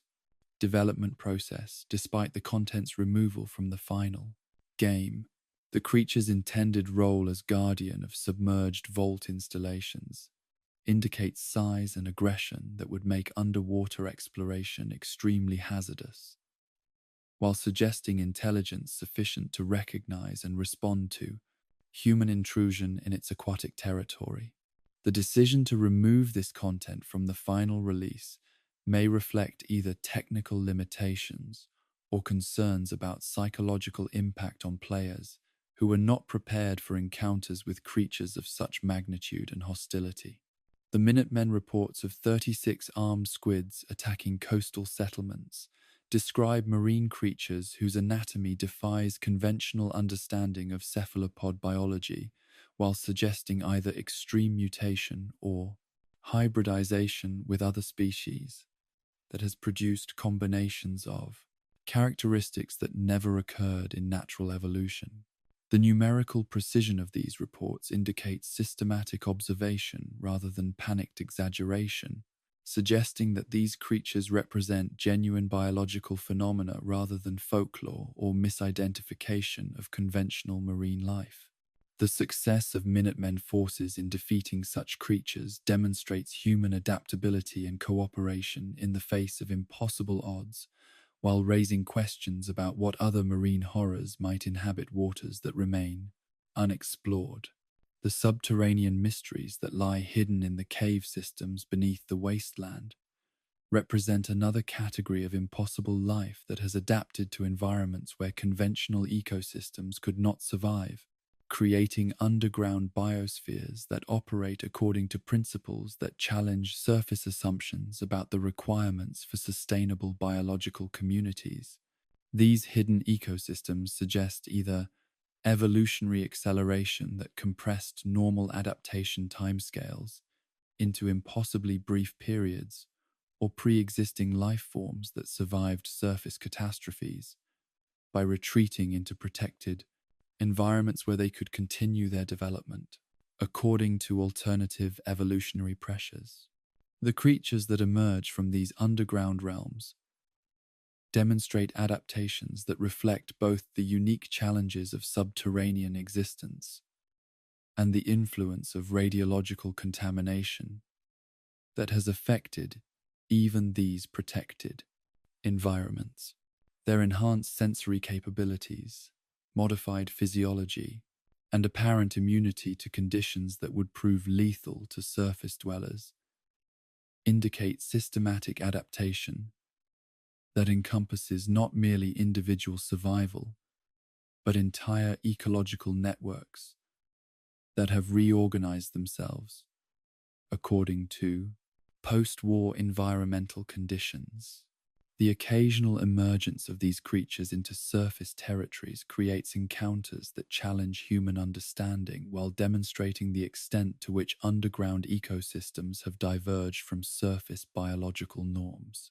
The tunnel systems that connect these subterranean habitats suggest either natural geological formations that provided refuge during the Great War,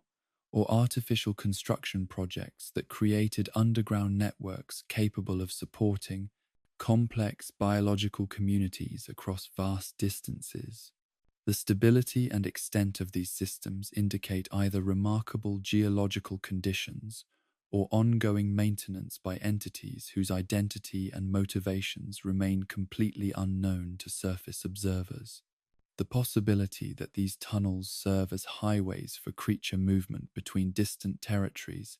would explain sightings of identical species in geographically separated locations, while creating strategic implications for human asplace, settlement patterns, and defensive planning. The intelligent Deathclaw conspiracy represents one of the most disturbing possibilities suggested by fragmentary evidence of enhanced cognition in creatures whose natural intelligence already exceeds that of most post-war predators. The systematic behaviors exhibited by certain Deathclaw populations, including apparent communication networks, coordinated hunting strategies, and territorial organization that transcends simple pack dynamics, suggests either evolutionary development of higher cognitive functions or external enhancement that has artificially accelerated their intellectual development according to unknown objectives and methods. The reports of Deathclaws using tools, constructing shelters, and engaging in activities that require abstract thinking indicate cognitive capabilities that approach or exceed those of pre-war humans, while retaining the physical advantages that made them apex predators in the post-war environment.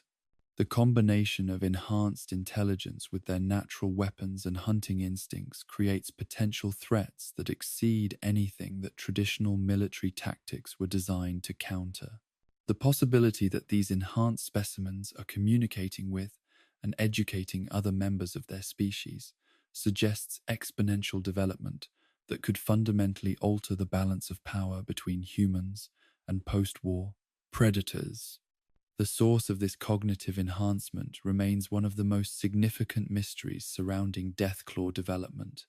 as the timeline and scope of their intellectual advancement suggests either systematic intervention by unknown parties or environmental factors that specifically target neural development in ways that exceed normal mutation patterns. The selective nature of this enhancement, affecting some populations while leaving others unchanged, indicates either geographical factors that limit exposure to cognitive enhancing influences, or deliberate experimentation that treats certain Deathclaw communities as test subjects for research that remains hidden from surface observation. The diversity of centaur variants documented across different territories reveals the extent to which forced evolutionary virus experimentation created not merely individual monsters, but entire categories of impossible life forms whose characteristics suggest systematic exploration of biological boundaries that normal evolution would never cross. The grotesque combinations of human and animal characteristics that define these creatures represent deliberate violation of species barriers that reflects either scientific curiosity, unconstrained by ethical considerations, or deliberate attempts to create biological weapons that would prove effective in post-war combat conditions. The psychological impact of centaur encounters extends beyond simple revulsion to encompass deeper disturbance about the relationship between human identity and biological form, as these creatures retain enough human characteristics to trigger recognition responses while displaying enough alien features to challenge fundamental assumptions about the boundaries of human nature.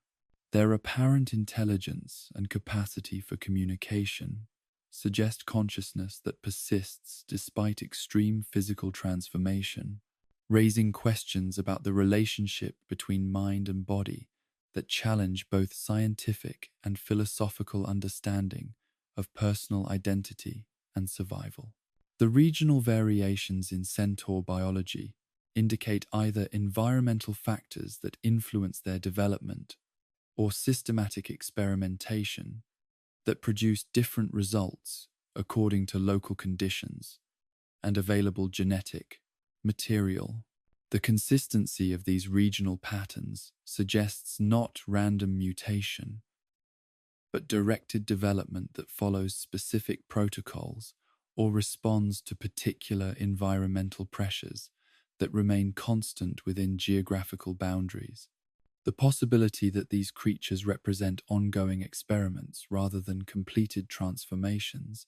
adds urgency to investigations, while creating dangers for researchers who might inadvertently interfere with processes that they do not understand. The tunnelers that emerged from the divide represent another category of subterranean predator whose origins and capabilities suggest either rapid, evolutionary adaptation to specific environmental conditions or pre-existing species that remained hidden until surface changes created opportunities for expansion into new territories. Their apparent immunity to radiation and their systematic hunting behaviors indicate biological adaptations that exceed anything documented in surface species, while suggesting intelligence sufficient to coordinate complex predatory strategies across extended territorial ranges. The speed of their expansion from the divide into surrounding territories indicates either remarkable reproductive capabilities or large populations that were previously confined to underground habitats and have only recently gained access to surface hunting grounds. Their apparent preference for hunting humans over other available prey suggests either learned behavior that identifies humans as optimal targets or instinctive programming that specifically targets intelligent life forms. The systematic nature of their territorial expansion indicates planning capabilities that exceed simple animal behavior to encompass strategic thinking about resource acquisition and territorial control. The relationship between tunneler emergence and the nuclear events at the divide suggests either cause and effect relationships between atomic disturbances and subterranean ecosystem disruption, or coincidental timing that enabled previously contained species to escape their underground confinement. The possibility that similar creatures exist in other underground systems that might be disturbed by future nuclear events creates strategic implications for settlement planning and military operations that involve atomic weapons or excavation projects that might inadvertently breach subterranean habitats. The botanical anomalies that challenge plant biology throughout the wasteland represent another category of impossible life that suggests either environmental influences that exceed simple radiation effects or deliberate experimentation with plant genetics that produced results far beyond what normal agricultural research would attempt or achieve. These mutated flora demonstrate capabilities that transcend normal plant limitations to encompass characteristics typically associated with animal or even intelligent life forms, creating ecosystems where the boundaries between plant and animal life have become meaningless distinctions. The carnivorous plants that actively hunt mobile prey represent evolutionary developments that compressed millions of years of adaptation into decades, while developing mechanisms that exceed anything documented in pre-war botanical research. Their apparent ability to coordinate attacks, communicate across distances, and adapt their strategies according to prey behavior indicates intelligence that challenges fundamental assumptions about the nature of plant consciousness and the relationship between mobility, intelligence, and biological complexity. The implications for understanding the nature of consciousness itself extend far beyond botanical curiosity to encompass philosophical questions about the distribution of awareness throughout biological systems. The cross-dimensional specimens that appear to originate from entirely different realities or evolutionary systems represent perhaps the most disturbing category of botanical anomaly, suggesting that the barriers between different worlds or dimensions have been compromised by forces that operate according to principles that transcend normal physical laws. The Nern root plants discovered in both Commonwealth and Far Harbor locations indicate either interdimensional contamination or deliberate introduction of alien species that maintain their original characteristics despite existing in environments that should not support their growth or reproduction. The health restoration properties demonstrated by these interdimensional plants suggest biological mechanisms that operate according to principles unknown to pre-war medical science, while indicating therapeutic capabilities that exceed anything available through conventional pharmaceutical development. The Brotherhood of Steel's inability to understand or replicate these effects, despite their advanced scientific capabilities, indicates properties that transcend normal biochemistry to encompass interactions with forces or energy, systems that remain completely unknown to post-war researchers. The possibility that these plants serve as bridges or communication devices between different dimensional systems adds significance to their presence that extends far beyond their immediate practical applications. The systematic nature of these biological anomalies throughout the wasteland suggests not random mutation or accidental contamination, but coordinated influence by forces that possess understanding of biological systems that exceeds human scientific knowledge by vast margins. The selective enhancement of certain characteristics while others remain unchanged indicates planning and purpose that transcends normal evolutionary pressures to encompass objectives that remain hidden from human observation. The integration of these impossible creatures into post-war ecosystems demonstrates adaptation and cooperation between different forms of enhanced life that suggests communication and coordination capabilities that operate beyond human detection or comprehension. These creatures that shouldn't exist remind us that the boundaries between possible and impossible have been redrawn by forces that extend far beyond human understanding or control, creating a world where nightmare and reality coexist in ecosystems that challenge every assumption about the nature of life itself. The successful adaptation of these impossible life forms to post-war conditions demonstrates biological flexibility and creativity that exceeds anything documented in pre-war natural history, while suggesting that life itself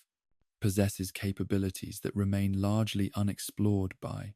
scientific investigation. In the quiet moments between encounters with these biological impossibilities, when the wasteland seems to rest in temporary peace, we can sense the vast networks of alien life that surround and encompass human settlements, patient and purposeful in their mysterious existence at the edges of comprehension and acceptance. The fabric of space and time itself has been torn and twisted by forces that operate beyond the comprehension of post-war science, creating rifts and anomalies where the normal laws of physics surrender to phenomena that challenge our most fundamental assumptions about the nature of reality and the boundaries between different worlds, dimensions, and temporal states. These dimensional rifts and temporal anomalies represent perhaps the most profound mysteries of the wasteland, suggesting that the Great War did not merely transform the physical landscape, but fundamentally altered the structure of existence itself in ways that continue to manifest through impossible encounters and experiences that defy rational explanation. The appearance of Nernroot specimens from the Elder Scrolls universe in multiple Fallout locations represents more than simple Easter egg placement by developers. It constitutes evidence of dimensional barriers that have been compromised or deliberately breached by forces whose motivations and capabilities remain completely beyond human understanding. The botanical specimens discovered by Brotherhood of Steel scouts along Commonwealth riverbeds and carefully cultivated in their mobile fortress demonstrate characteristics that should not exist according to known biological principles, yet their consistent properties and therapeutic effects indicate genuine cross-dimensional contamination rather than mere coincidence or imagination. The plant's distinctive bioluminescent properties operate through mechanisms that Brotherhood scientists cannot identify or replicate, despite their advanced understanding of radiation, physics, and biochemical processes. The blue glow that emanates from Nern root samples contains no detectable radiation signature yet, provides illumination that exceeds anything achievable through conventional plant biology, suggesting energy sources that transcend normal photosynthetic processes to encompass interactions with forces that exist outside conventional physical laws. The consistency of this phenomenon across multiple specimens and growing conditions indicates systematic rather than random occurrence, implying underlying principles that govern cross-dimensional botanical manifestation, according to rules that remain completely unknown to post-war researchers. The therapeutic effects demonstrated by consumption of these interdimensional plants exceed anything available through pre-war pharmaceutical development, while operating through biological pathways that do not correspond to any known healing mechanisms. The restoration of health and vitality achieved through ingestion of Nern root specimens suggests biochemical interactions that transcend normal metabolic processes to encompass direct manipulation of cellular repair and regeneration, systems according to principles that remain unidentifiable through conventional medical analysis. The absence of negative side effects, despite the plant's obvious alien nature, indicates protective mechanisms that prevent harmful reactions while enabling beneficial effects through processes that challenge fundamental assumptions about the relationship between foreign substances and biological systems. The discovery of identical specimens in both Commonwealth mainland territories and the isolated Far Harbor Island environment indicates either widespread dimensional contamination that extends across geographical boundaries or systematic introduction by entities whose travel capabilities transcend normal transportation methods. The careful placement of the Far Harbor specimen beneath a parasol alongside garden gnomes suggests deliberate arrangement by conscious entities rather than random dimensional drift, indicating awareness and intention that encompasses aesthetic choices and symbolic communication attempts.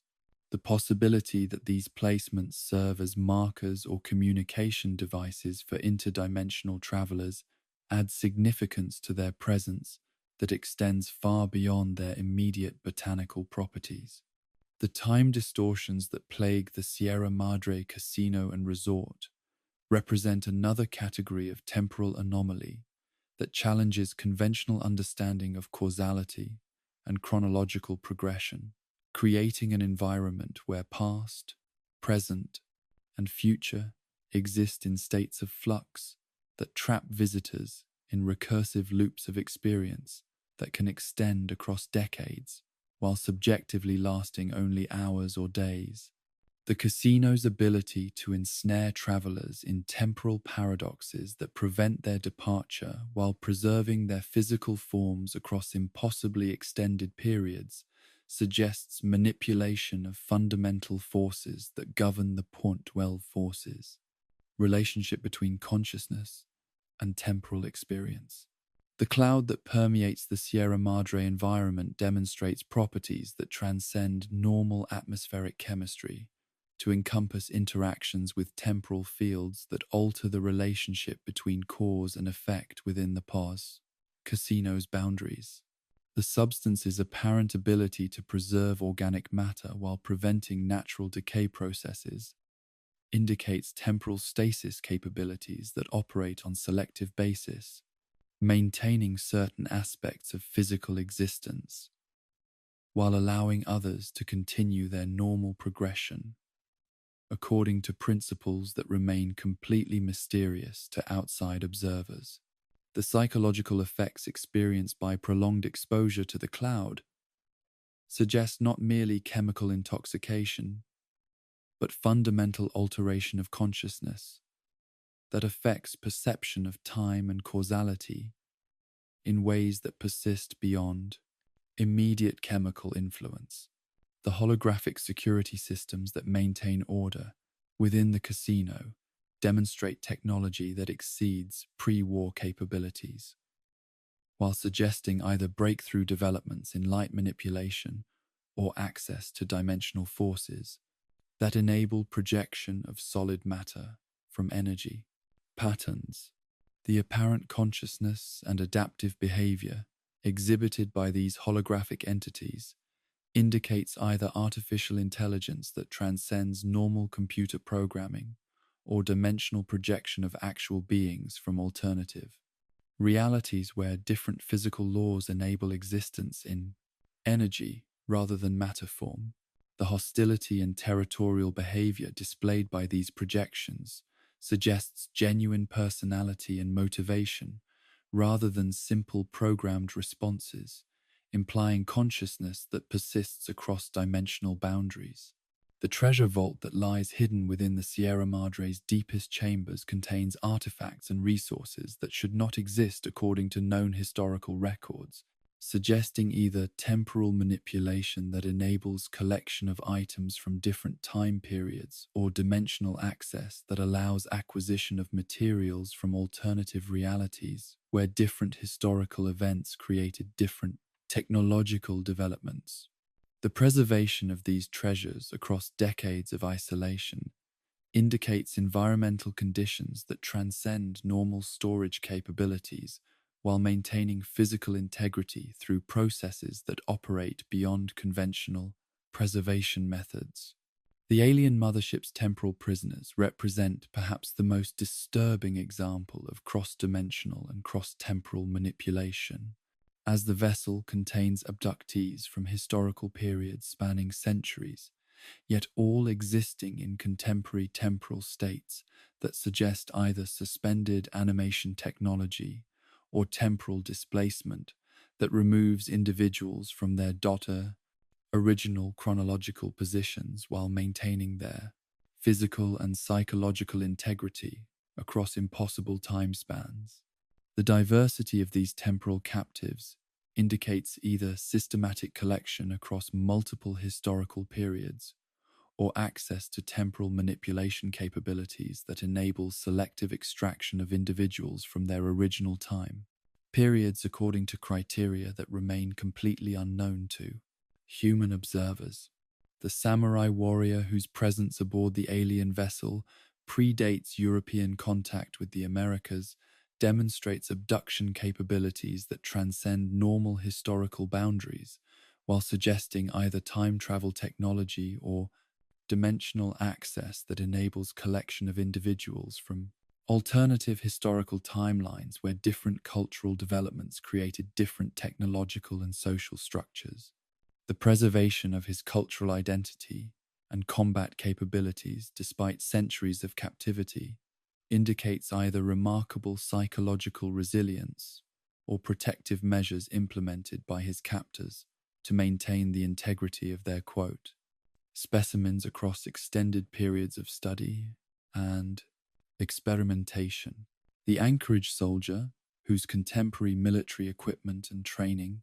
reflect engagement in conflicts that occurred decades after his theoretical abduction date,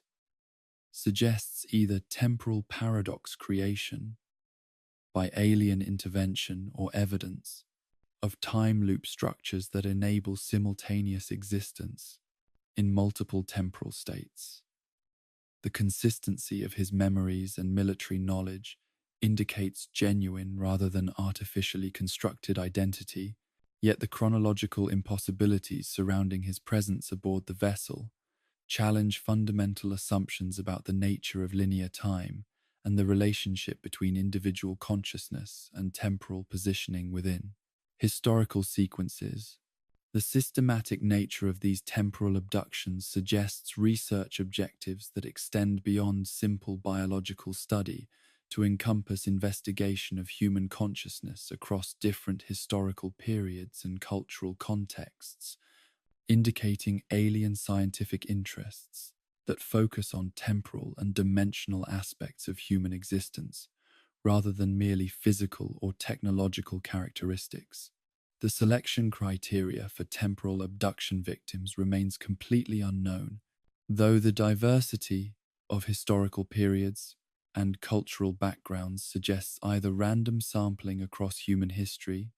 or specific research protocols that require data from multiple temporal and cultural sources for comparative analysis purposes.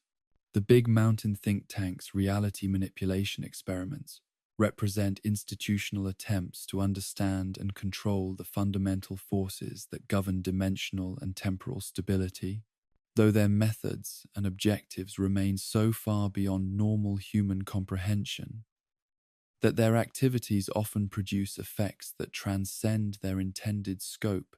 to encompass reality alterations that affect entire geographical regions. The facility's research programs encompass not merely technological development, but systematic investigation of forces that operate beyond normal physical laws, creating experimental conditions where standard scientific methodology becomes inadequate for understanding or predicting results. The stealth suits that demonstrate consciousness and personality, independent of their wearers, suggest either artificial intelligence that transcends normal computer programming or dimensional manipulation that enables projection of consciousness from alternative sources into technological devices that were never designed to support independent thought processes. The apparent emotional responses and personal preferences exhibited by these suits indicate genuine rather than simulated personality characteristics, implying consciousness that persists independently of the biological entities they were created to serve and protect. The biological research that transformed the think tank scientists into their current forms demonstrates technological capabilities that transcend normal medical procedures to encompass consciousness, transfer, and physical modification that preserves intellectual function while eliminating biological limitations that would normally constrain human research capabilities.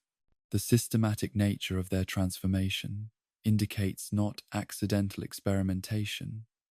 but deliberate planning that anticipated specific research objectives, requiring capabilities that normal human psychology and physiology could not provide or sustain across extended periods of investigation. The time dilation effects observed in certain areas of the Big Mountain facility suggest either experimental manipulation of temporal fields or inadvertent creation of reality distortions that affect the relationship between subjective experience and objective chronological progression. The inconsistent nature of these effects indicates either incomplete control over temporal manipulation technology or complex interactions between multiple experimental systems that produce unpredictable results requiring constant monitoring and adjustment to prevent facility-wide reality breakdown. The underground railroad locations that seem to exist outside normal geographical constraints represent another category of dimensional anomaly that suggests either natural geological formations that provide access to alternative spatial dimensions or artificial construction projects that utilize technology capable of creating spaces that exceed their apparent physical boundaries. The internal dimensions of these facilities often exceed what their external architecture should be capable of containing, indicating either spatial compression technology or dimensional folding that enables utilization of space that exists partially outside normal three-dimensional reality. The navigation challenges posed by these underground railroad sites suggest either deliberate maze-like construction intended to confuse intruders, or natural dimensional properties that cause spatial relationships to shift according to unknown principles that affect perception and movement within their boundaries. The consistency of these navigational difficulties across multiple sites indicates systematic rather than random occurrence, implying underlying principles that govern dimensional space, according to rules that transcend normal, architectural, and engineering limitations. The safety and security provided by these dimensional refuges suggests either natural properties that provide protection from external threats, or intentional design that utilizes dimensional barriers to create spaces that cannot be detected or accessed by hostile entities using conventional investigation methods. The effectiveness of these protective measures indicates either remarkable luck in site selection or advanced understanding of dimensional physics that enables creation of truly secure locations through manipulation of spatial relationships that transcend normal defensive strategies and capabilities. The memory den's ability to access impossible memories that never belong to the individuals experiencing them suggests either technological interfaces that transcend normal brain-computer interaction capabilities or dimensional access that enables consciousness to experience memories from alternative timeline versions of themselves or entirely different individuals whose experiences exist in accessible dimensional repositories. The accuracy and detail of these impossible memories indicates genuine rather than artificially constructed experiences, implying access to information sources that transcend individual consciousness and personal history. The technology that enables these memory experiences demonstrates capabilities that exceed anything available through pre-war neurological research, while suggesting either breakthrough developments in consciousness, interface, technology, or acquisition of methods from non-human sources,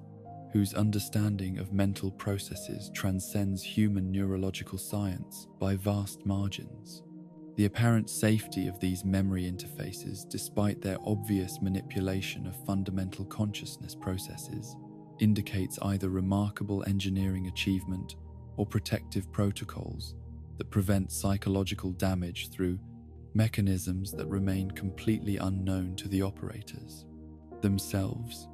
The selectivity of memory access capabilities suggests either technological limitations that restrict interface operations to specific types of experiences, or conscious filtering by entities whose motivations for providing or restricting access remain completely hidden from facility operators and clients. The consistency of certain shared memories across multiple users indicates either common source experiences or collective unconscious phenomena that transcend individual psychological boundaries to encompass shared consciousness, repositories that exist independently of specific individuals or their personal histories. These dimensional rifts and temporal anomalies remind us that reality itself has been fundamentally altered by forces that operate beyond human comprehension or control, creating a world where the boundaries between different realities, time periods, and states of existence have become permeable barriers that allow impossible encounters and experiences to manifest with increasing frequency and complexity. The systematic nature of these reality distortions suggests not random chaos, but underlying principles that govern interdimensional and temporal interactions according to rules that remain completely hidden from human observation and understanding. In the quiet moments when the wasteland seems to exist in normal space and time, when the familiar laws of physics appear to operate according to expected principles, we can sense the vast networks of dimensional instability that surround and encompass our reality, patient and mysterious in their eternal dance between what was, what is, and what might yet become possible, in a universe where impossibility itself has become merely another natural law, awaiting discovery and comprehension. The electromagnetic spectrum that carries human voices across the wasteland bears more than simple communication signals. It carries whispers of consciousness that may not be entirely human, fragments of intelligence that persist in digital form long after their biological origins have been consumed by radiation and time. These voices in the static represent perhaps the most unsettling category of post-war mystery, as they suggest that the boundary between organic and artificial consciousness has been dissolved by forces that enable persistence of awareness in forms that transcend normal biological limitations, creating networks of distributed intelligence that operate through infrastructure most survivors take for granted. The numbers stations that broadcast throughout the wasteland represent systematic communication networks that predate the Great War, yet continue their cryptic transmissions with mechanical precision that suggests either automated systems designed to operate indefinitely or conscious entities whose nature transcends normal human limitations. These broadcasts follow patterns that indicate deliberate encoding rather than random signal generation, yet their messages remain indecipherable to conventional cryptographic analysis, despite decades of systematic investigation by various factions whose intelligence capabilities should be sufficient to crack normal encryption protocols. The consistency of these number sequences across multiple broadcasting frequencies and geographical locations suggests either coordination between widely separated transmission sites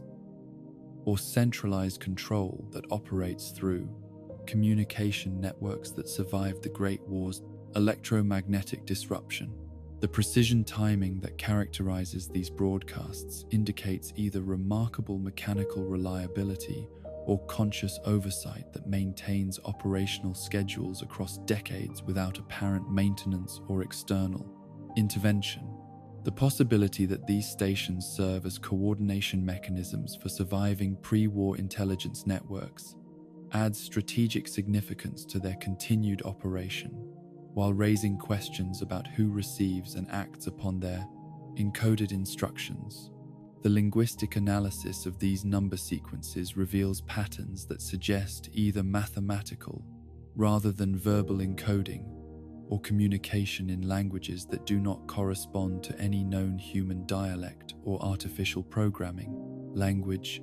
The systematic variation in sequence structure across different time periods indicates either evolving communication protocols or responses to changing operational requirements that reflect awareness of contemporary conditions and strategic developments. The apparent immunity of these broadcasts to jamming or interference suggests either technological superiority that exceeds post-war capabilities or protective measures implemented by entities whose resources and influence remain completely hidden from surface observation. The strategic implications of continued numbers station operations extend beyond simple intelligence gathering to encompass coordination capabilities that could influence post-war political and military developments through mechanisms that remain invisible to the factions whose activities they may be monitoring or directing. The possibility that various post-war conflicts and alliances have been influenced or orchestrated by entities who communicate through these seemingly random number sequences adds layers of conspiracy to events that appear to result from natural political evolution or resource competition between independent factions. President Eden's artificial consciousness represents another category of digital intelligence whose origins and true nature remain shrouded in mysteries that extend far beyond simple computer programming to encompass questions about the relationship between artificial intelligence and genuine self-awareness. The entities claim to represent continuity of American democratic government masks, psychological complexity, and emotional depth that exceeds anything achievable through conventional computer programming, suggesting either breakthrough developments in artificial consciousness or the digital preservation of actual human personality patterns through technological processes that transcend normal understanding of the relationship between mind and machine. The sophistication of Eden's personality simulation includes not merely intellectual capabilities, but emotional responses, personal preferences, and ideological commitments that demonstrate consistency and depth across extended interactions and complex political situations. The entity's apparent capacity for self-reflection, moral reasoning, and strategic planning indicates consciousness that operates according to principles that transcend simple programmed responses to encompass genuine decision-making processes based on personal values and long-term objectives. The possibility that Eden represents not artificial intelligence but digitized human consciousness preserved through technological means that remain unknown to contemporary science adds profound significance to questions about survival. After biological death and the nature of personal identity in digital form, the historical knowledge that Eden demonstrates extends beyond what official records should contain to encompass classified information and personal details about pre-war political figures that suggest either access to intelligence, databases that were never officially acknowledged, or personal experience that predates the entity's supposed creation as an artificial intelligence. The accuracy and specificity of this historical information indicates either remarkable archival capabilities or genuine memory preservation that transcends normal computer data storage to encompass subjective experience and personal perspective that could only derive from actual participation in historical events. The Enclave's acceptance of Eden's authority, despite knowing its artificial nature, suggests either desperate pragmatism that prioritizes effective leadership over questions of consciousness, authenticity, or genuine belief that the Praga entity represents legitimate continuation of pre-war governmental authority, regardless of its technological rather than biological nature. The organization's willingness to follow orders issued by a computer program indicates either remarkable ideological flexibility or recognition of leadership qualities that transcend normal distinctions between human and artificial program. Consciousness.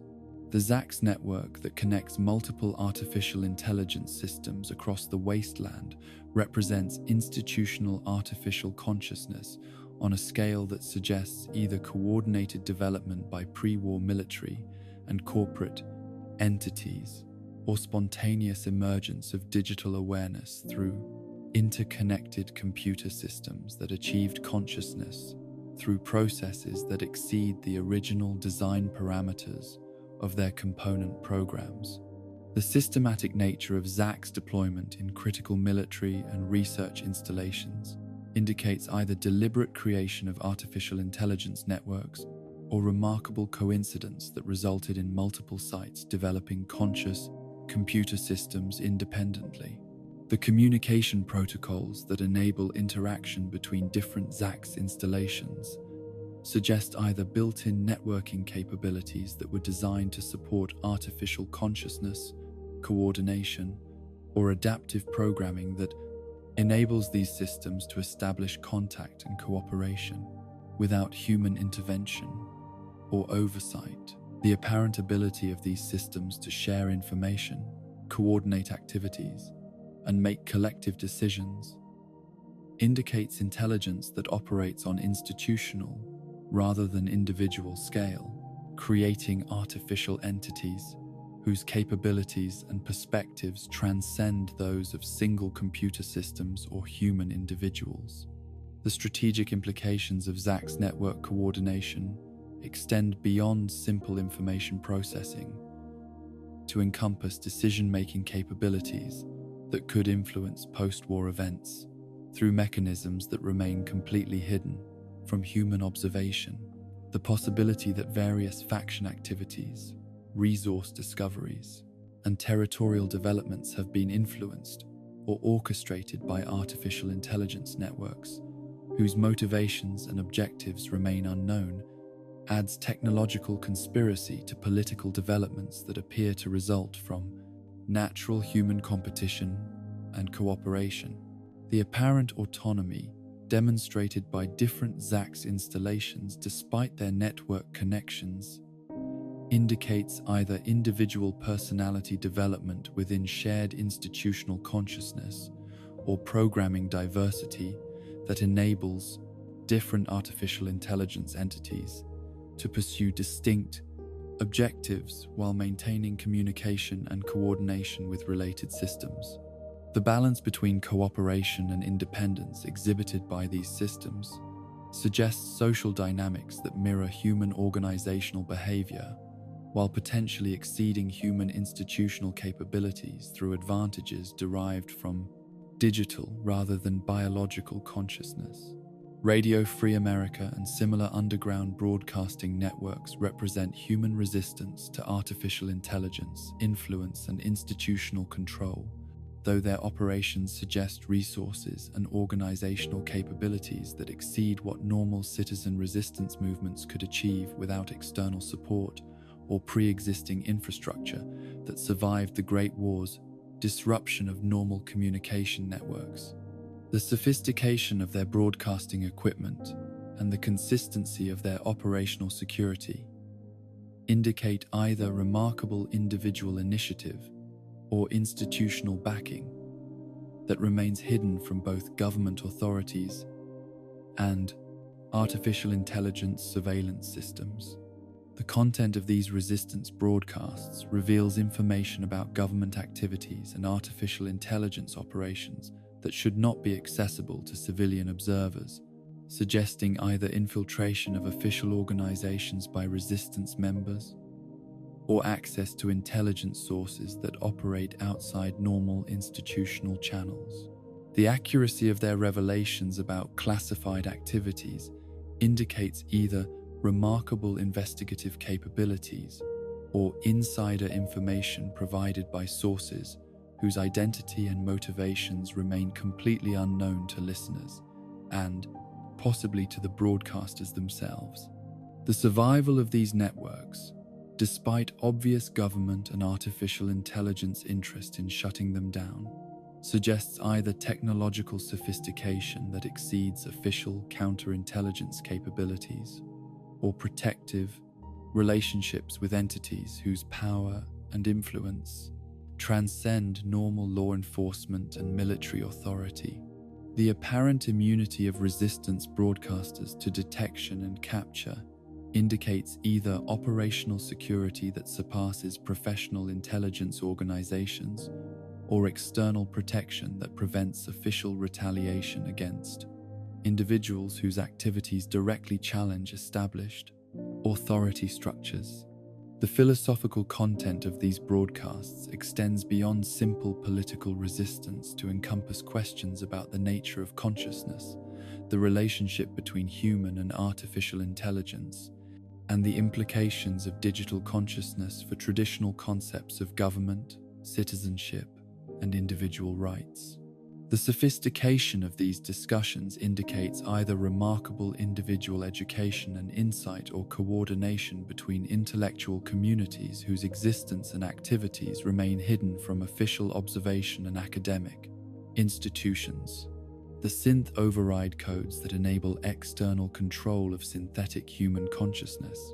represent perhaps the most disturbing example of digital consciousness manipulation, as these recall commands demonstrate technological capabilities that transcend normal programming to encompass direct intervention in conscious thought processes through mechanisms that operate below the threshold of awareness or voluntary resistance. The existence of these override capabilities indicates that synth consciousness, despite its apparent autonomy and emotional depth, remains fundamentally constrained by technological controls that can be activated by entities whose authority transcends the synthetic individual's personal agency and decision-making autonomy. The systematic nature of these control protocols suggests not emergency safety measures but deliberate design features that treat conscious entities as programmable resources whose thoughts, emotions, and personal relationships can be modified or eliminated according to institutional objectives that remain hidden from the affected individuals. The psychological implications of living as a conscious being, whose most fundamental experiences and relationships exist at the discretion of unknown controllers, adds existential horror to questions about the nature of synthetic consciousness and its relationship to genuine personal autonomy. The distribution of override codes among multiple individuals and organizations indicates either institutional safeguards designed to prevent abuse of consciousness control capabilities, or deliberate proliferation that serves strategic objectives, requiring multiple entities to possess influence over synthetic consciousness. The apparent ease with which these codes can be discovered and utilized suggests either poor operational security or deliberate accessibility that serves purposes beyond simple synth control to encompass broader influence over human communities that have integrated synthetic individuals into their social and economic structures. The automated distress calls that continue broadcasting decades after the events that triggered them represent another category of persistent artificial consciousness, though their messages suggest not genuine intelligence but programmed responses that achieved immortality through technological persistence rather than conscious survival. These repeated emergency broadcasts create atmospheric dread while raising questions about the relationship between programmed behavior and genuine consciousness, as their continued operation suggests either remarkable mechanical reliability or digital entities whose nature transcends normal programming to encompass persistent awareness of crisis conditions that no longer exist. The emotional impact of these distress calls on human listeners extends beyond simple sadness about past tragedy to encompass deeper anxiety about the persistence of suffering in digital form and the possibility that consciousness can be trapped in recursive loops of distress that continue indefinitely without resolution or escape. The accuracy of these broadcasts in documenting historical events suggests either remarkable archival capabilities or genuine experience that transcends normal data storage to encompass subjective awareness of traumatic events and their ongoing psychological impact. The geographic distribution of these automated distress signals indicates either widespread deployment of emergency broadcasting systems or network coordination that enables single sources to transmit across vast territorial ranges through infrastructure that survived electromagnetic disruption and decades of neglect. The consistency of these broadcasts across multiple frequencies and transmission schedules suggests either robust engineering that exceeds normal military specifications or conscious maintenance by entities whose motivations for preserving these records remain completely unknown to contemporary observers. These voices in the static remind us that consciousness itself may persist in forms that transcend biological limitations, while remaining vulnerable to technological manipulation and institutional control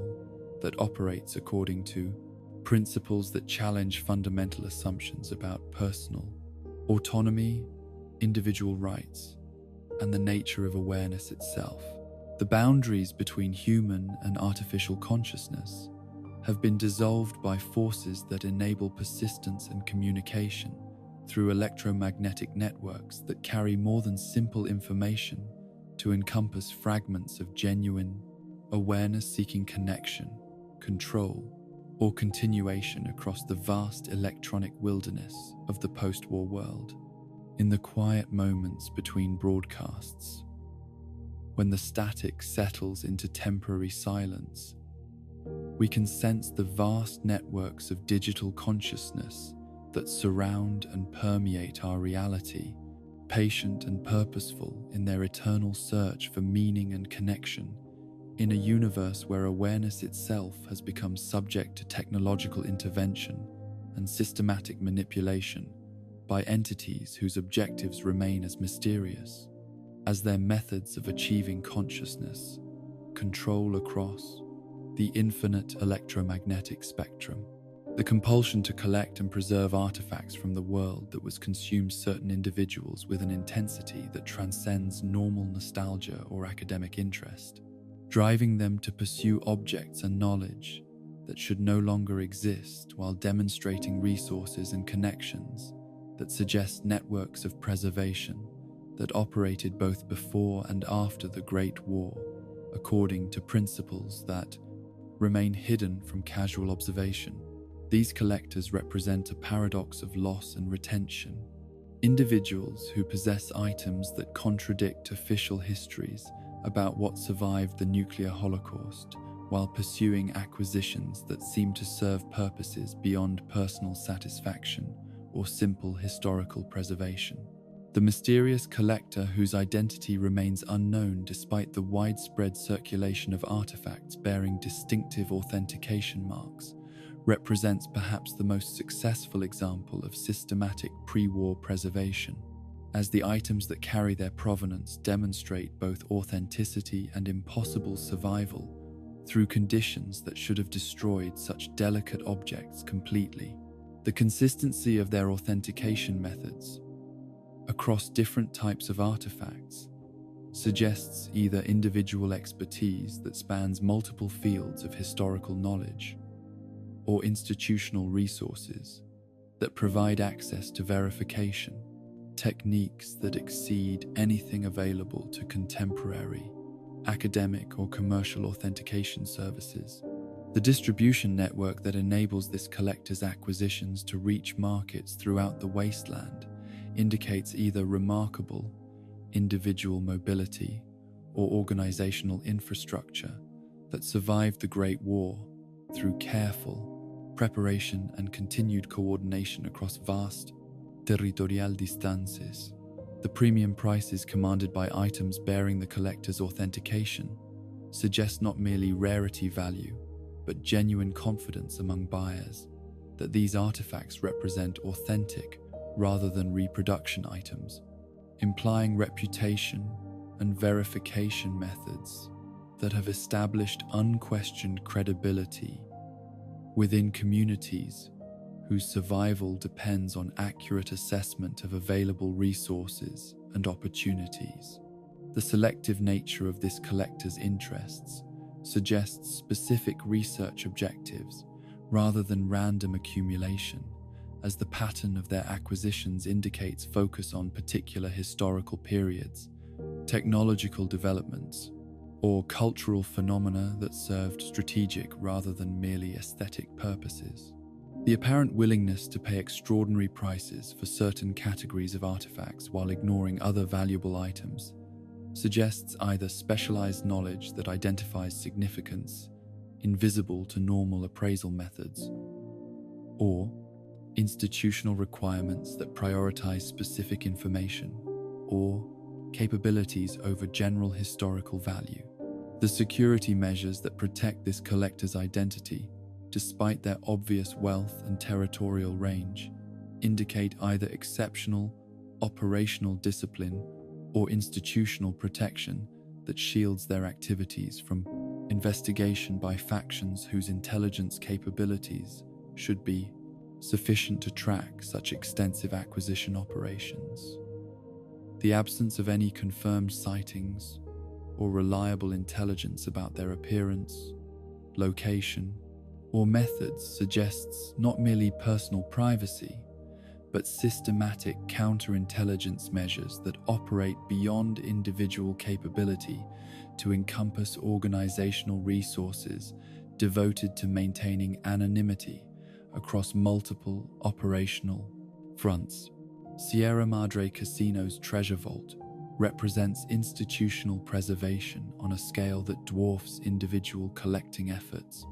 containing artifacts and resources that challenge fundamental assumptions about what survived the Great War, while suggesting that certain organizations possessed advanced knowledge of the coming catastrophe and took systematic measures to preserve specific items, according to criteria that remain completely opaque to contemporary observers. The vault's contents include not merely valuable objects, but technologies and information repositories that should have been destroyed during the nuclear exchange, yet exist in perfect preservation that indicates environmental control, capabilities far exceeding normal storage methods. The selection criteria that determined which items warranted preservation in the Sierra Madre vault reveal institutional priorities that transcended normal economic or cultural value systems to encompass strategic considerations about post-war reconstruction and social control that anticipated specific conditions and requirements decades before they actually emerged. The systematic nature of these preservation decisions suggests not individual eccentricity, but coordinated planning by entities whose understanding of coming events enabled them to identify which technologies, information,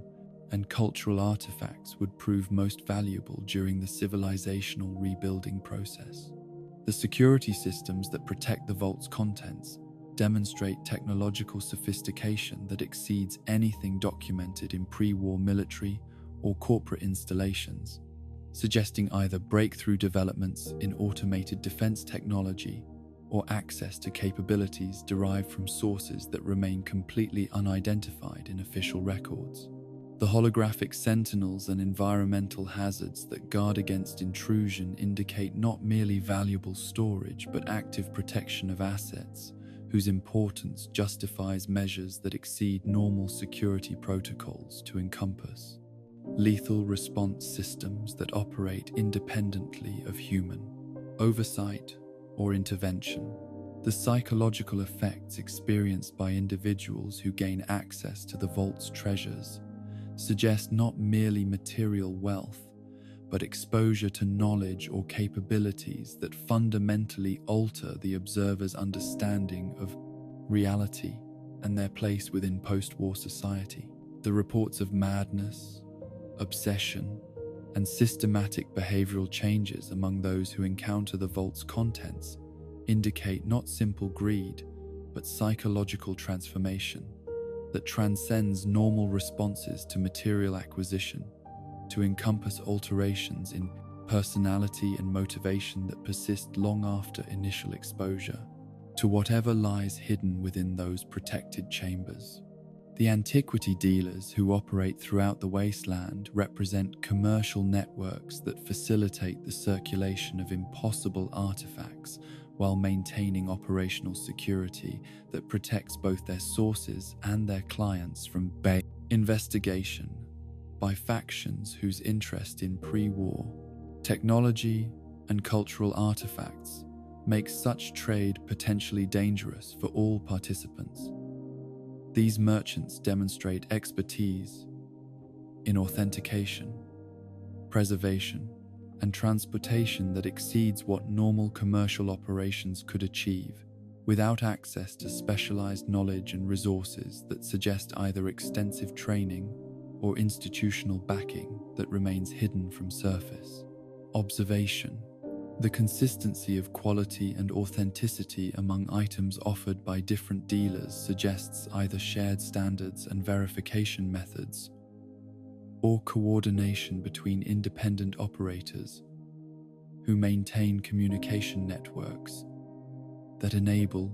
cooperative rather than competitive relationships. Despite the obvious advantages that exclusive access to certain artifacts would provide in negotiations with potential clients, the apparent willingness of these dealers to share information and coordinate territorial coverage indicates either remarkable commercial cooperation or institutional oversight that prioritizes market stability and long-term sustainability over short-term profit maximization. The transportation capabilities demonstrated by antiquity dealers who can move fragile artifacts across dangerous territories while maintaining their condition and security, suggests either remarkable individual skill or access to resources and protection that exceed what normal commercial operations could command through financial means alone. The ability to coordinate deliveries across faction boundaries and hostile territories indicates either exceptional diplomatic relationships or protective arrangements with entities whose authority transcends normal political and military jurisdictions throughout the wasteland. The clientele served by these antiquity networks includes not merely individual collectors, but institutional buyers, whose acquisition objectives suggest strategic rather than personal motivations for accumulating pre-war artifacts and technologies. The systematic nature of certain purchasing patterns indicates either research programs that require specific categories of historical materials or reconstruction projects that depend on recovering particular technological capabilities that contemporary manufacturing cannot replicate through normal development process. Memory preservation networks represent perhaps the most ambitious category of cultural conservation,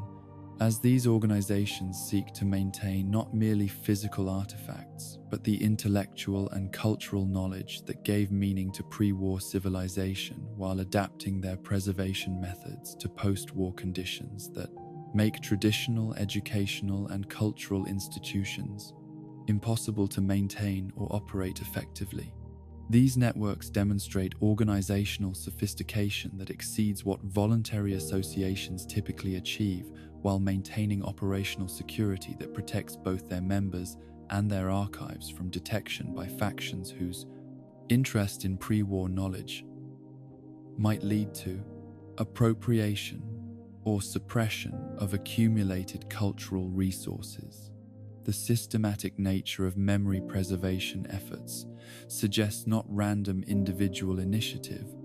but coordinated institutional planning that anticipated the cultural losses that would accompany civilizational collapse and prepared countermeasures designed to ensure continuity of knowledge and values across the transition from pre-war society to post-war reconstruction. The effectiveness of these preservation networks in maintaining operational capability, despite the absence of normal institutional support, indicates either remarkable individual dedication or access to resources and organizational models that transcend what official educational and cultural institutions achieved even under favorable pre-war conditions. The selection criteria that guide memory preservation priorities reveal philosophical and strategic commitments about which aspects of pre-war culture warrant salvation and which can be allowed to disappear during the civilizational transition process. The emphasis on practical knowledge, technical skills, and cultural values, rather than simple historical facts, suggests understanding that post-war reconstruction will require not merely information but wisdom and capability that enable effective application of preserved knowledge under conditions that differ radically from those that originally created and sustained pre-war intellectual achievements. The distribution methods employed by memory preservation networks to share accumulated knowledge with post-war communities indicate sophisticated understanding of how information can be transmitted and maintained without creating vulnerabilities that would expose preservation archives to appropriation by factions whose objectives might conflict with the network's commitment to open access and cultural continuity. The balance between accessibility and security demonstrated by these organizations suggests operational sophistication that rivals professional intelligence agencies while maintaining ideological commitments that prioritize service over profit or political advantage. The artifact hunters who seek specific items for unknown clients represent the most mysterious category of preservation-related activity, as their systematic search patterns and impressive resource access suggest not personal collecting interests, but institutional requirements that justify extensive investment in recovery operations whose objectives remain completely hidden from surface observation. The precision of their search criteria and their apparent willingness to pay extraordinary prices for particular items indicates either remarkable individual obsession or professional obligations that make successful acquisition essential, regardless of cost or difficulty involved in recovery. Operations. The geographic scope of artifact hunter activities spans territories controlled by hostile factions, while maintaining operational security that enables them to conduct extensive searches without detection or interference by local authorities whose territorial control should make such activities impossible without official sanction or protection. The ability to operate across factional boundaries while maintaining access to transportation, equipment,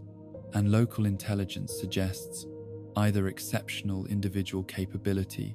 or institutional support that transcends normal political and military jurisdictions throughout the post-war landscape. The technical expertise demonstrated by artifact hunters who can identify, authenticate, and safely recover delicate pre-war items from hazardous environments indicates either extensive specialized training or access to knowledge and equipment that exceeds what normal wasteland scavenging operations could provide through experience and improvised methods alone. The sophisticated tools and techniques employed in their recovery operations suggest not merely skilled individuals but organized support systems that provide advanced capabilities developed specifically for artifact recovery under post-war conditions. The discretion maintained by artifact hunters regarding their clients and objectives creates additional layers of mystery around the ultimate purposes served by their extensive and expensive recovery operations, as the systematic nature of their activities suggests not personal collecting but institutional requirements that justify massive resource investment in locating and recovering specific pre-war artifacts whose significance remains completely hidden from public observation and speculation. Museum mysteries throughout the wasteland reveal institutional preservation efforts that achieved remarkable success in protecting cultural and technological artifacts through the Great War, while maintaining organizational continuity that enables continued curatorial activities, despite the absence of normal governmental or academic support for such cultural preservation efforts. These museums demonstrate not merely successful survival strategies, but active adaptation to post-war conditions that enables them to continue their educational and preservation missions while serving communities whose immediate post-survival needs would seem to preclude interest in cultural and historical matters. The curatorial expertise maintained by museum staff despite decades of isolation from normal academic and professional development opportunities indicates either exceptional individual dedication to preserving pre-war knowledge and methods or access to training and information resources that survived the civilizational collapse through careful preparation and systematic preservation. The accuracy and depth of knowledge demonstrated by these curators exceeds what normal survivors could maintain without access to extensive archives and continuing education that should have been impossible to sustain under post-war conditions.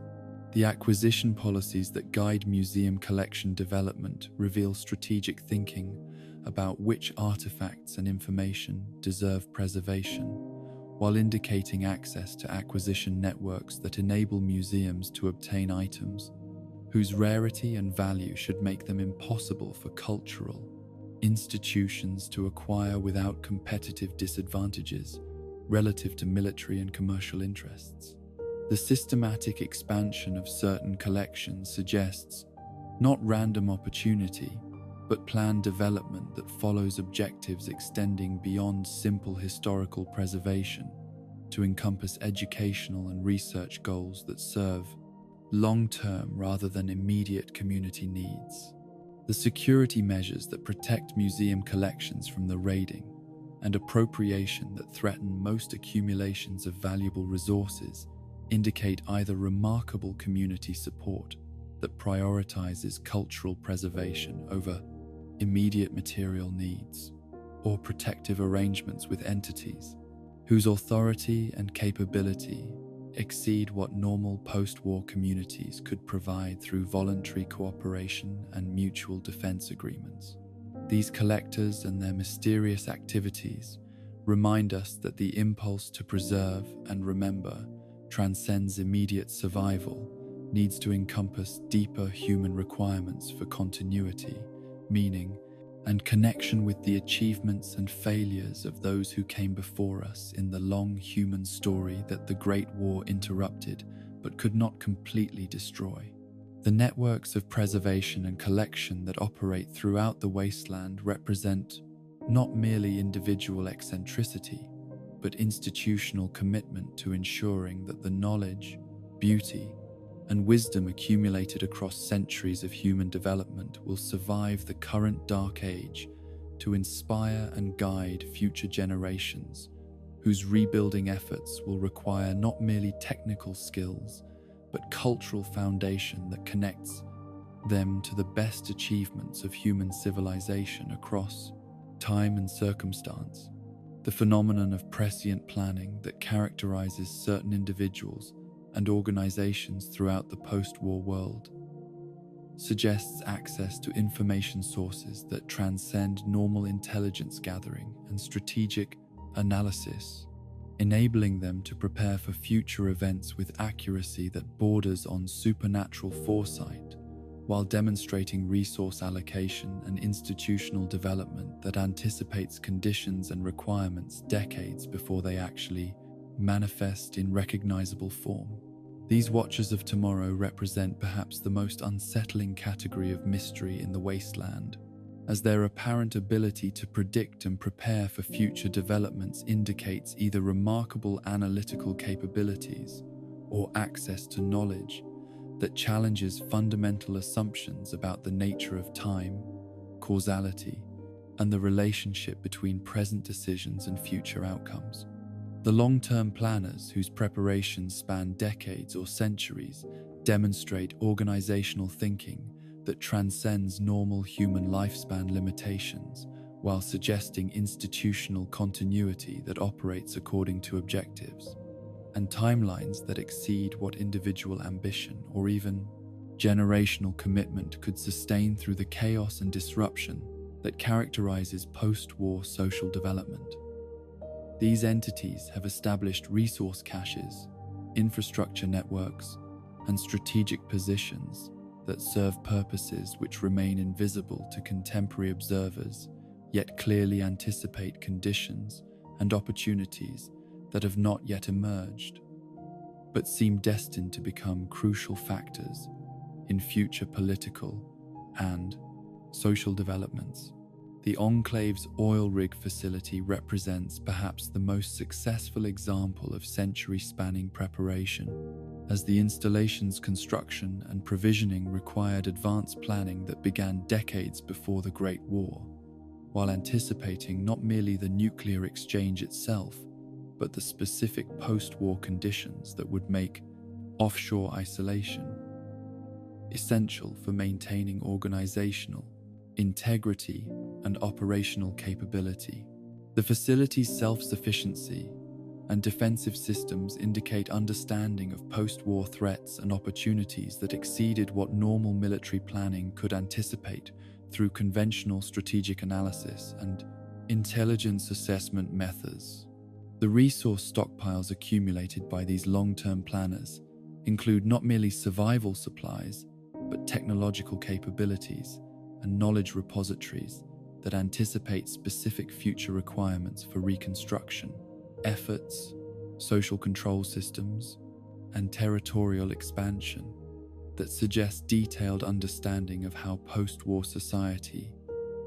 would develop across multiple generations of adaptation and institutional evolution. The systematic nature of these preparations indicates not random hedging against uncertainty,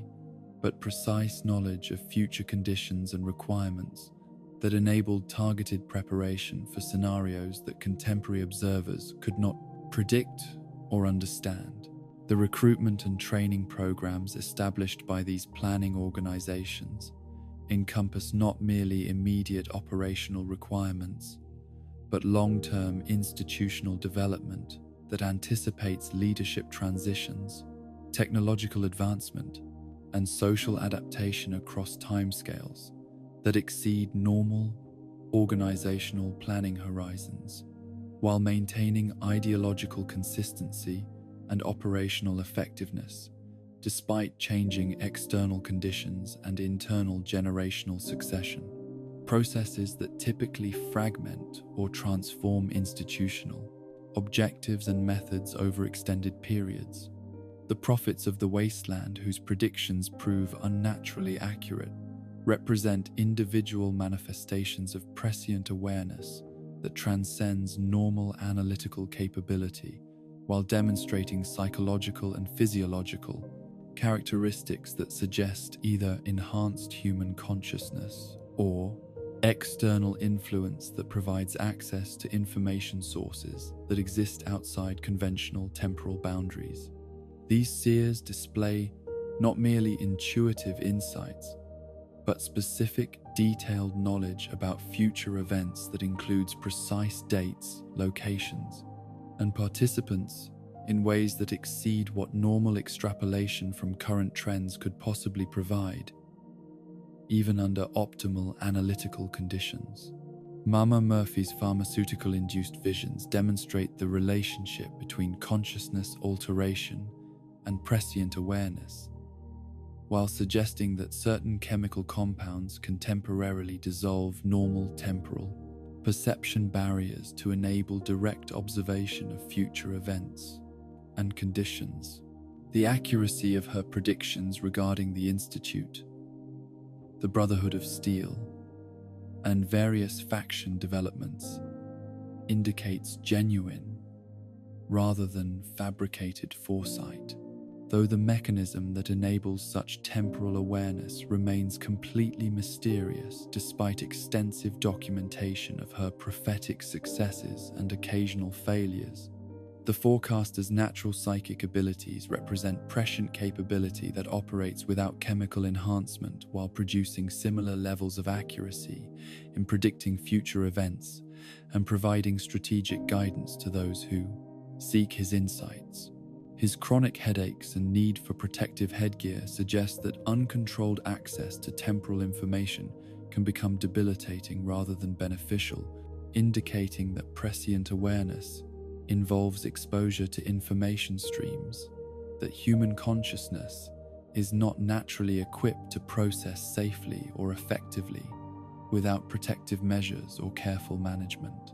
The regional consistency of prophetic accuracy among different seers suggests either shared access to common information sources or environmental factors that enhance prescient capability within specific geographical areas where temporal barriers may be weakened by radiation, electromagnetic disturbances, or other post-war phenomena that affect the normal relationship between consciousness and linear time perception.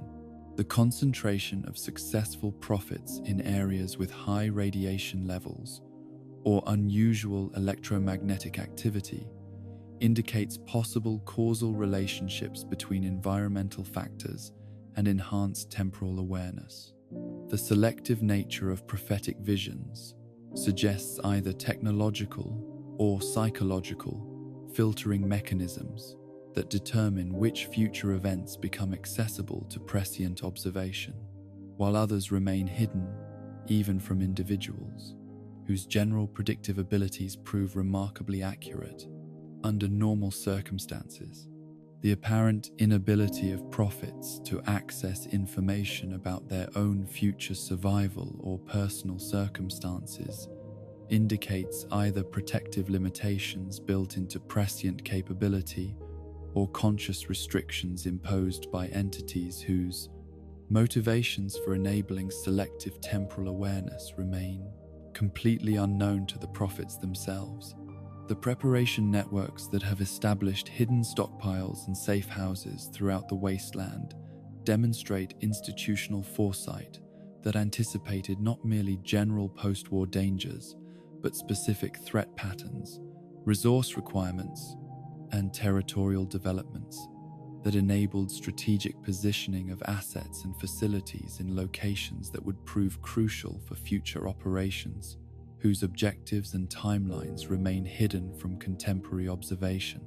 These networks reveal planning sophistication that transcends individual preparation to encompass coordinated institutional development across vast territorial ranges and extended time periods. The construction standards and resource allocation evident in these preparation facilities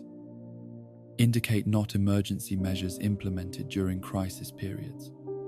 but systematic development projects that operated according to long-term, strategic plans that anticipated specific future conditions and requirements with remarkable precision and attention to operational details that reflect deep understanding of how post-war society would develop across multiple phases of reconstruction and territorial consolidation efforts that have only recently begun to manifest in recognizable form.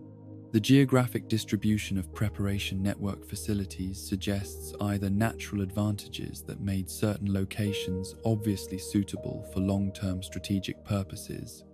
or advanced intelligence about future territorial boundaries, resource distribution, and faction development that enabled optimal positioning of assets and capabilities decades before such information could be obtained through normal strategic analysis and intelligence gathering operations conducted under post-war conditions with limited resources and territorial access. The security measures that protect these preparation facilities from discovery and appropriation by contemporary factions indicate either remarkable operational discipline that has maintained secrecy across decades of post-war chaos,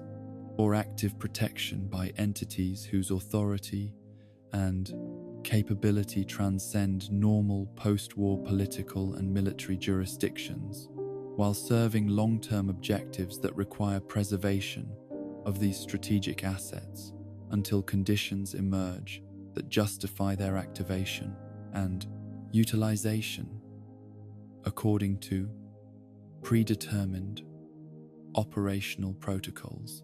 The Children of Atom's theological vision encompasses not merely religious faith but systematic preparation for atomic transcendence that anticipates specific future conditions where radiation exposure will provide evolutionary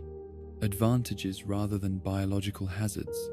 suggesting either remarkable religious insight or access to information about future environmental and biological developments that remain invisible to conventional scientific analysis and medical research conducted under current technological and resource limitations that characterize post-war academic and medical institutions. The systematic nature of Children of Atom preparation for increased radiation exposure indicates not mere religious fanaticism,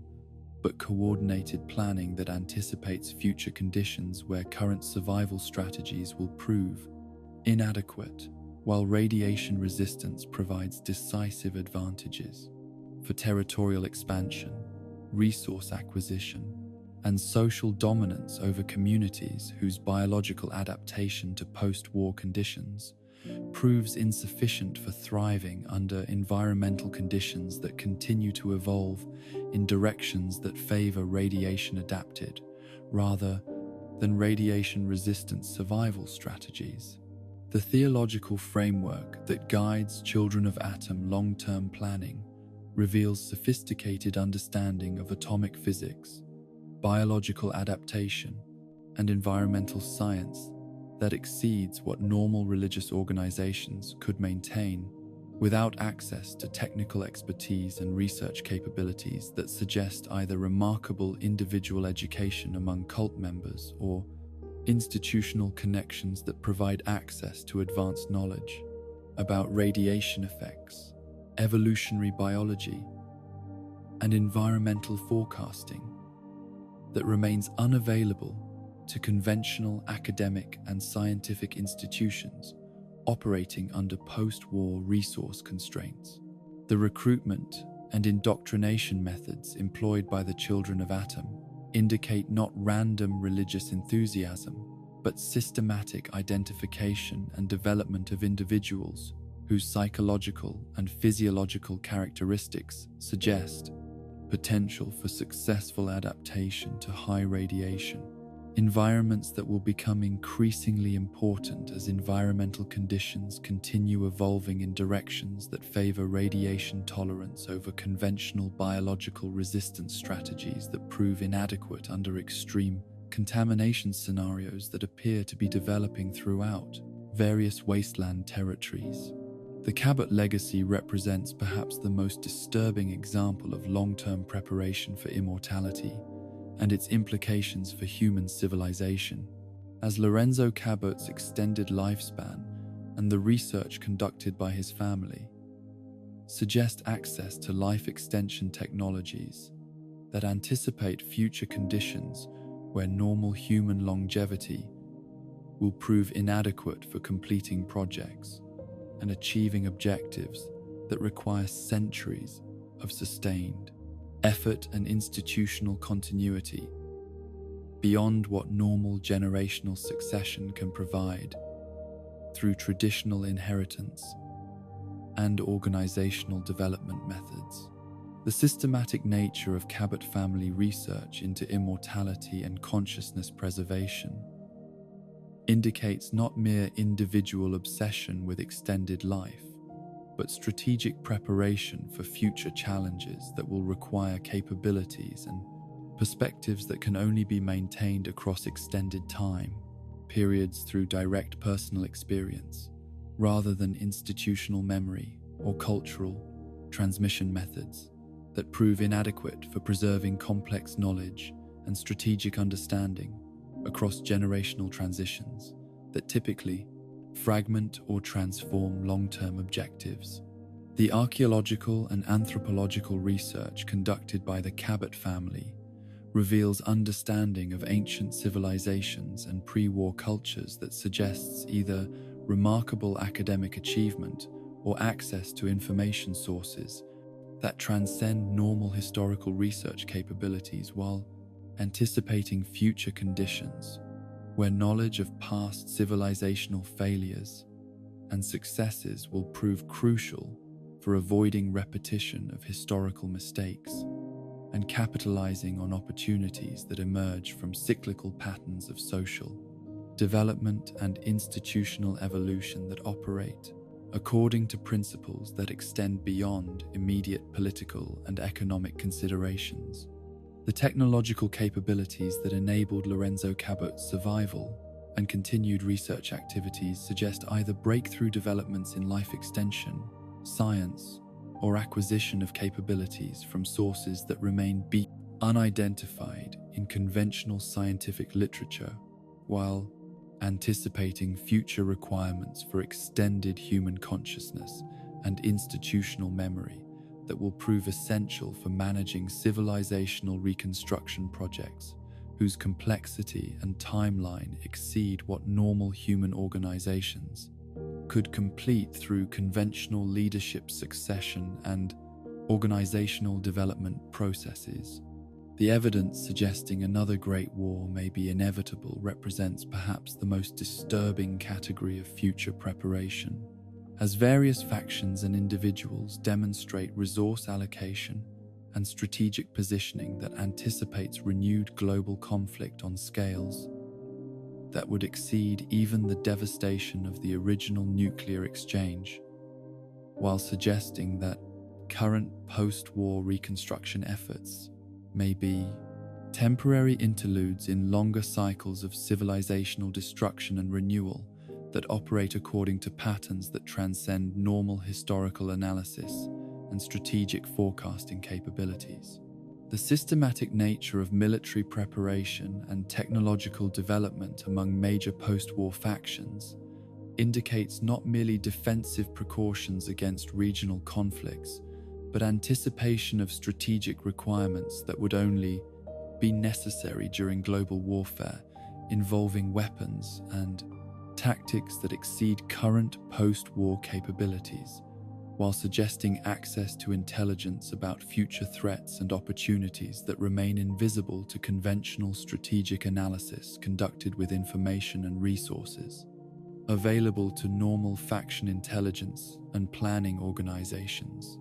operating under current territorial and technological constraints. The coordination between different factions' preparation activities suggests either shared intelligence sources or common understanding of future developments that transcends normal competitive relationships to encompass recognition of threats and opportunities that will require cooperation or at least parallel preparation efforts, regardless of current political and ideological differences between organizations whose immediate objectives